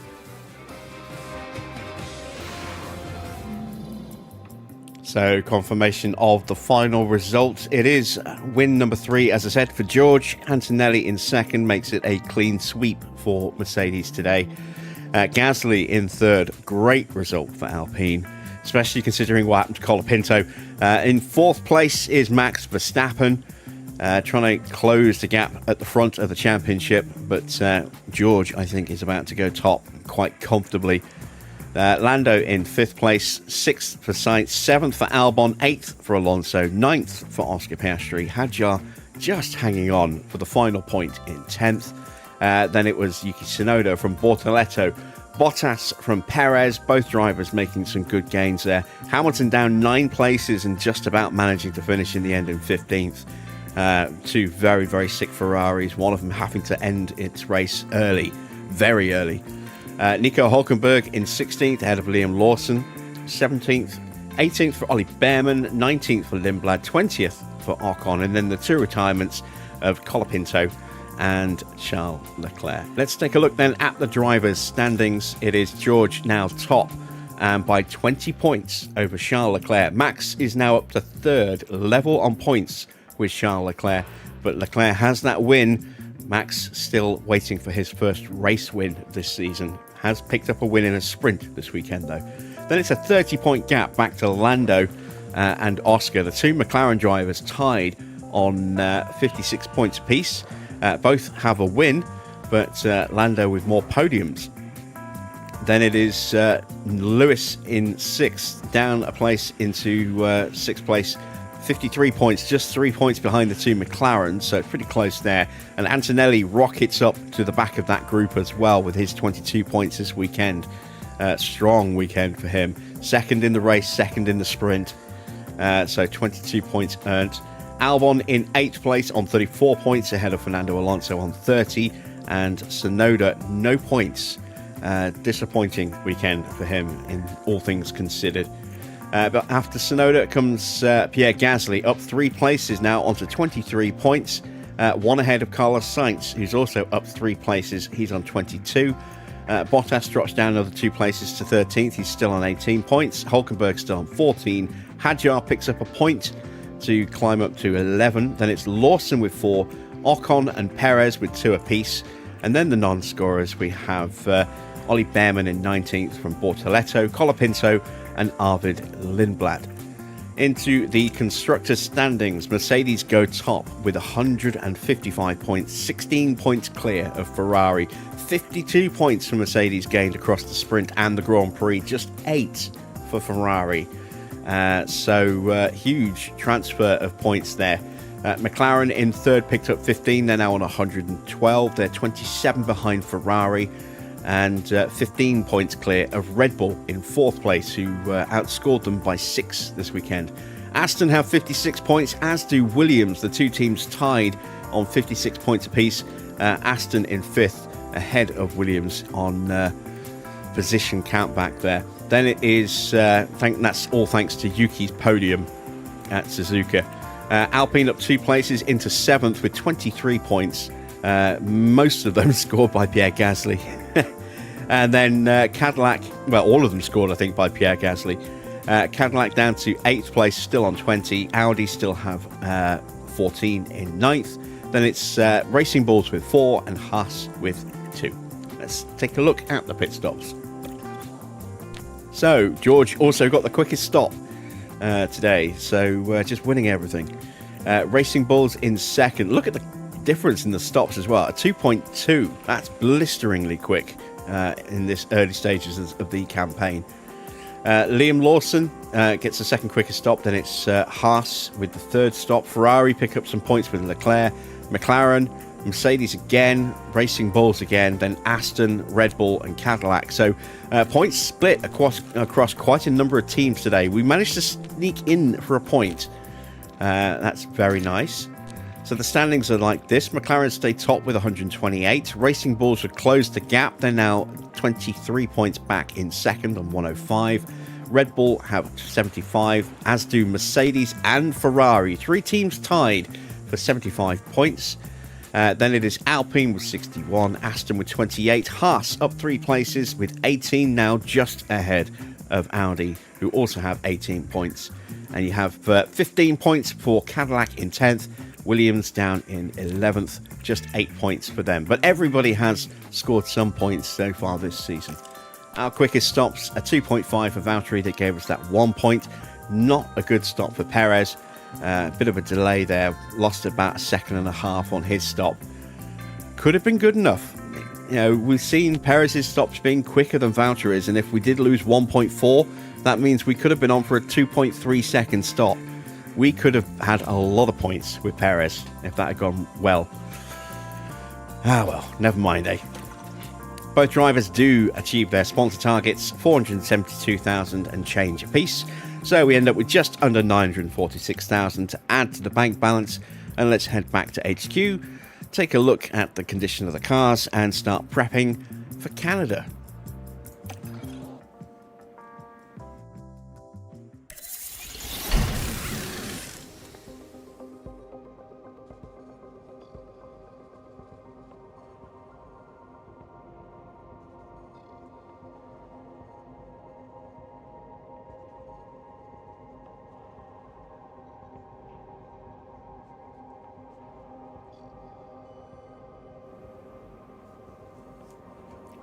We have that spare underfloor. Very nice. We have our money from the sponsors as well. I forgot about that. That is a very nice $6 million in the bank. No compulsory activities this month, but let's see what we do in the next sponsor period. Maybe we'll get some extra cash there. That's proper commentating. I do try. Will you see me tomorrow? Yes, I will be around tomorrow. We've got a little bit more tidying up to do before we end the stream tonight. A little bit more sort of housekeeping and stuff to do, especially some money to spend. Already burning a hole in my pocket. And then I'll be back up on Twitch shortly afterwards to carry on tinkering with my train set. So, yes, we now have that extra underfloor. Good. Let's see what car bits failed. Side pods on both cars. Ooh, and a suspension. We are about to equip a new suspension, so I'm not overly concerned about that. What's my Twitch? It's a nervous tick. You'll see my eye making these weird little blinky movements. It's a good question, actually. I think it's JimBob_JBPG, but let me just double check. It's on my channel. Let me just find the link.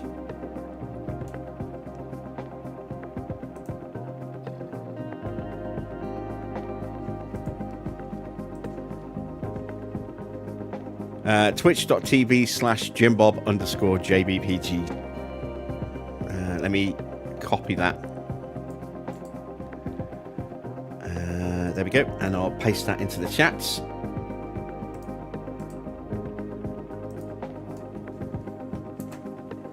There you go. There is my Twitch link. Let's get back to the game. Or not. I ran out of memory. And the game crashed.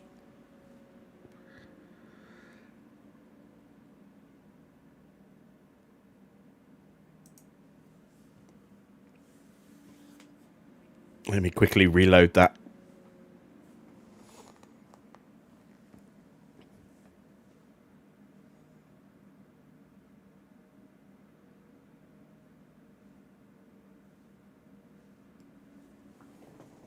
I have to skip through the opener because even though the music is not licensed, the video is, and that will cause issues.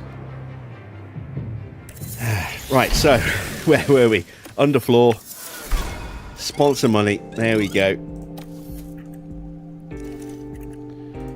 Should never have clicked that little box that pops up. We've got. Yeah, we got faults on both cars. That's fine. Yeah, we knew about that. Got some other issues that are about to fail though. On this car, taking a look, the front wing's going to fail soon. It's still got spares, so I'm not worried about that. Do not have a replacement Mark II, but we do have the first of the new Mark III suspensions, so we will fit that instead to Valtteri, and then we should have the second one for Checo in time for Canada, so that shouldn't be an issue there. Might even have both chassis available as well. And then nothing to fix now on this car because we've already changed the side pods. No spare side pods now though, so we're going to have to build some of those. Everything here is greyed out, even though I've got engineers to go because the whole facility's on fire again. Let's make a couple of spares. There we go. So that's $1 million gone. Let's take a look at facilities.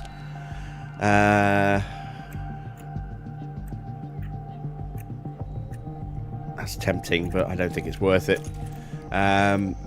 Team hub would be nice to upgrade. That would be nice to upgrade. It'd be nice to get another upgrade on the hospitality. Let's finally get the final upgrade on the helipad.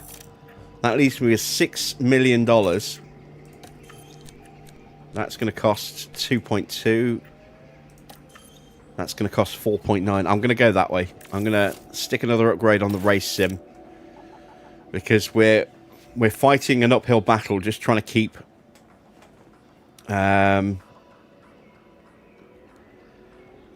and Checo from dropping in performance, but we need to make sure that our American rookies can develop as quickly as possible. So an extra level there will go a long way to that, and it'll be the last time we upgrade that for quite some time now, because the next upgrade's 8 million. Why was the helipad done first? Because that increases the amount of money we earn from our sponsors by an extra percentage point. So it's worth it if we're tight on cash to try and just squeeze every last little drop out of the sponsors. Valtteri is in full enthusiasm after that result. Excellent stuff. Checo's pretty happy as well. Into the inbox. We've cleared off everything in here now, so can't get another research project started yet. Again, we're on fire. So let's advance time a little bit. Why have I not had to do another sponsor agreement? That's weird.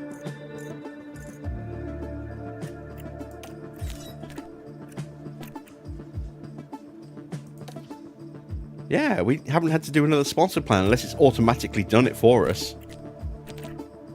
Oh, that's not good.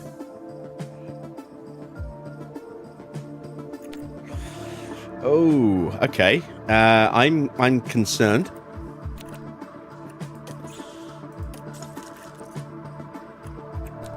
Yeah, we don't have a sponsor plan. So we're getting no money in 6 weeks' time from the sponsors. Why is that? It might be because of the crash. All right, let me reload the autosave and see if that fixes it. Depends when it autosaved. 7 days. Yeah, so we've already gone past that point. Ah, damn.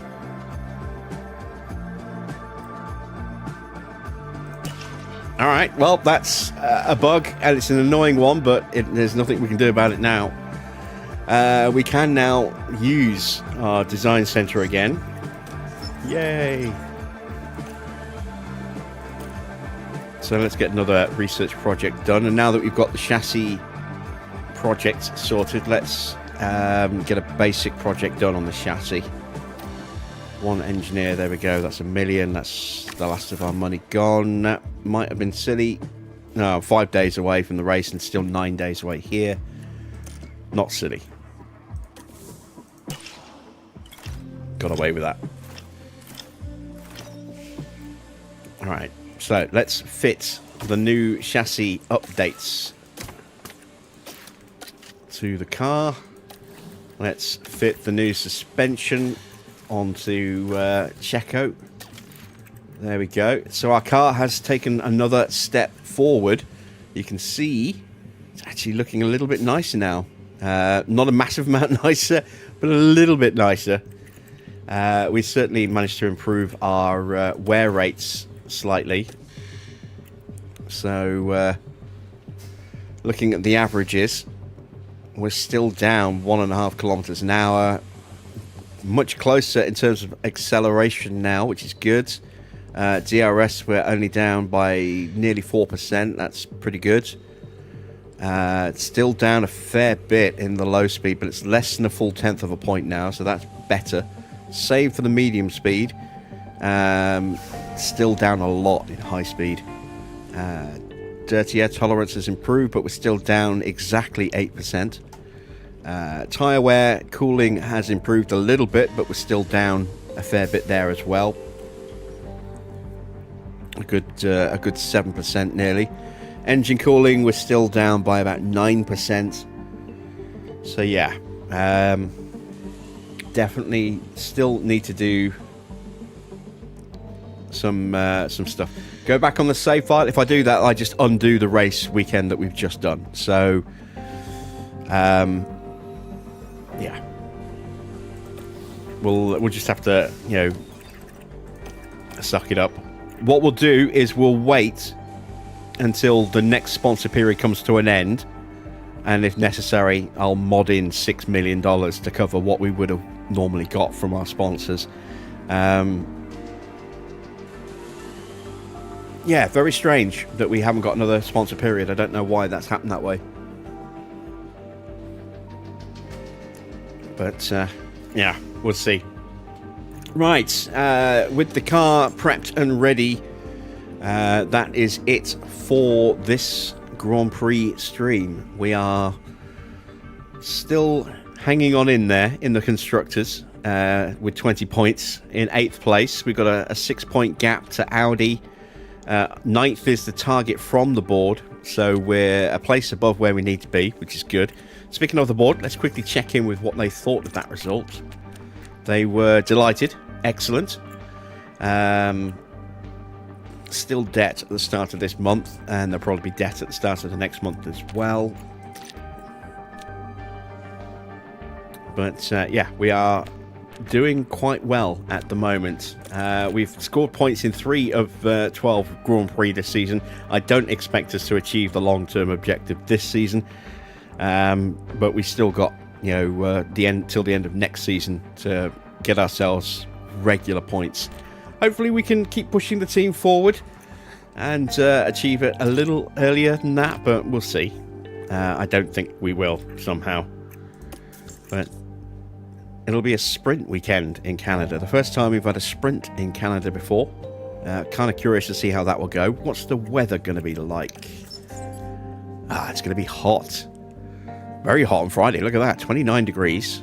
Cooler on the Saturday, and then a bit toasty again. No cloud cover on the Sunday. So it will be dry tyres all the way through. Could be a race that we might sneak a point if we can play the tyres right. You never know.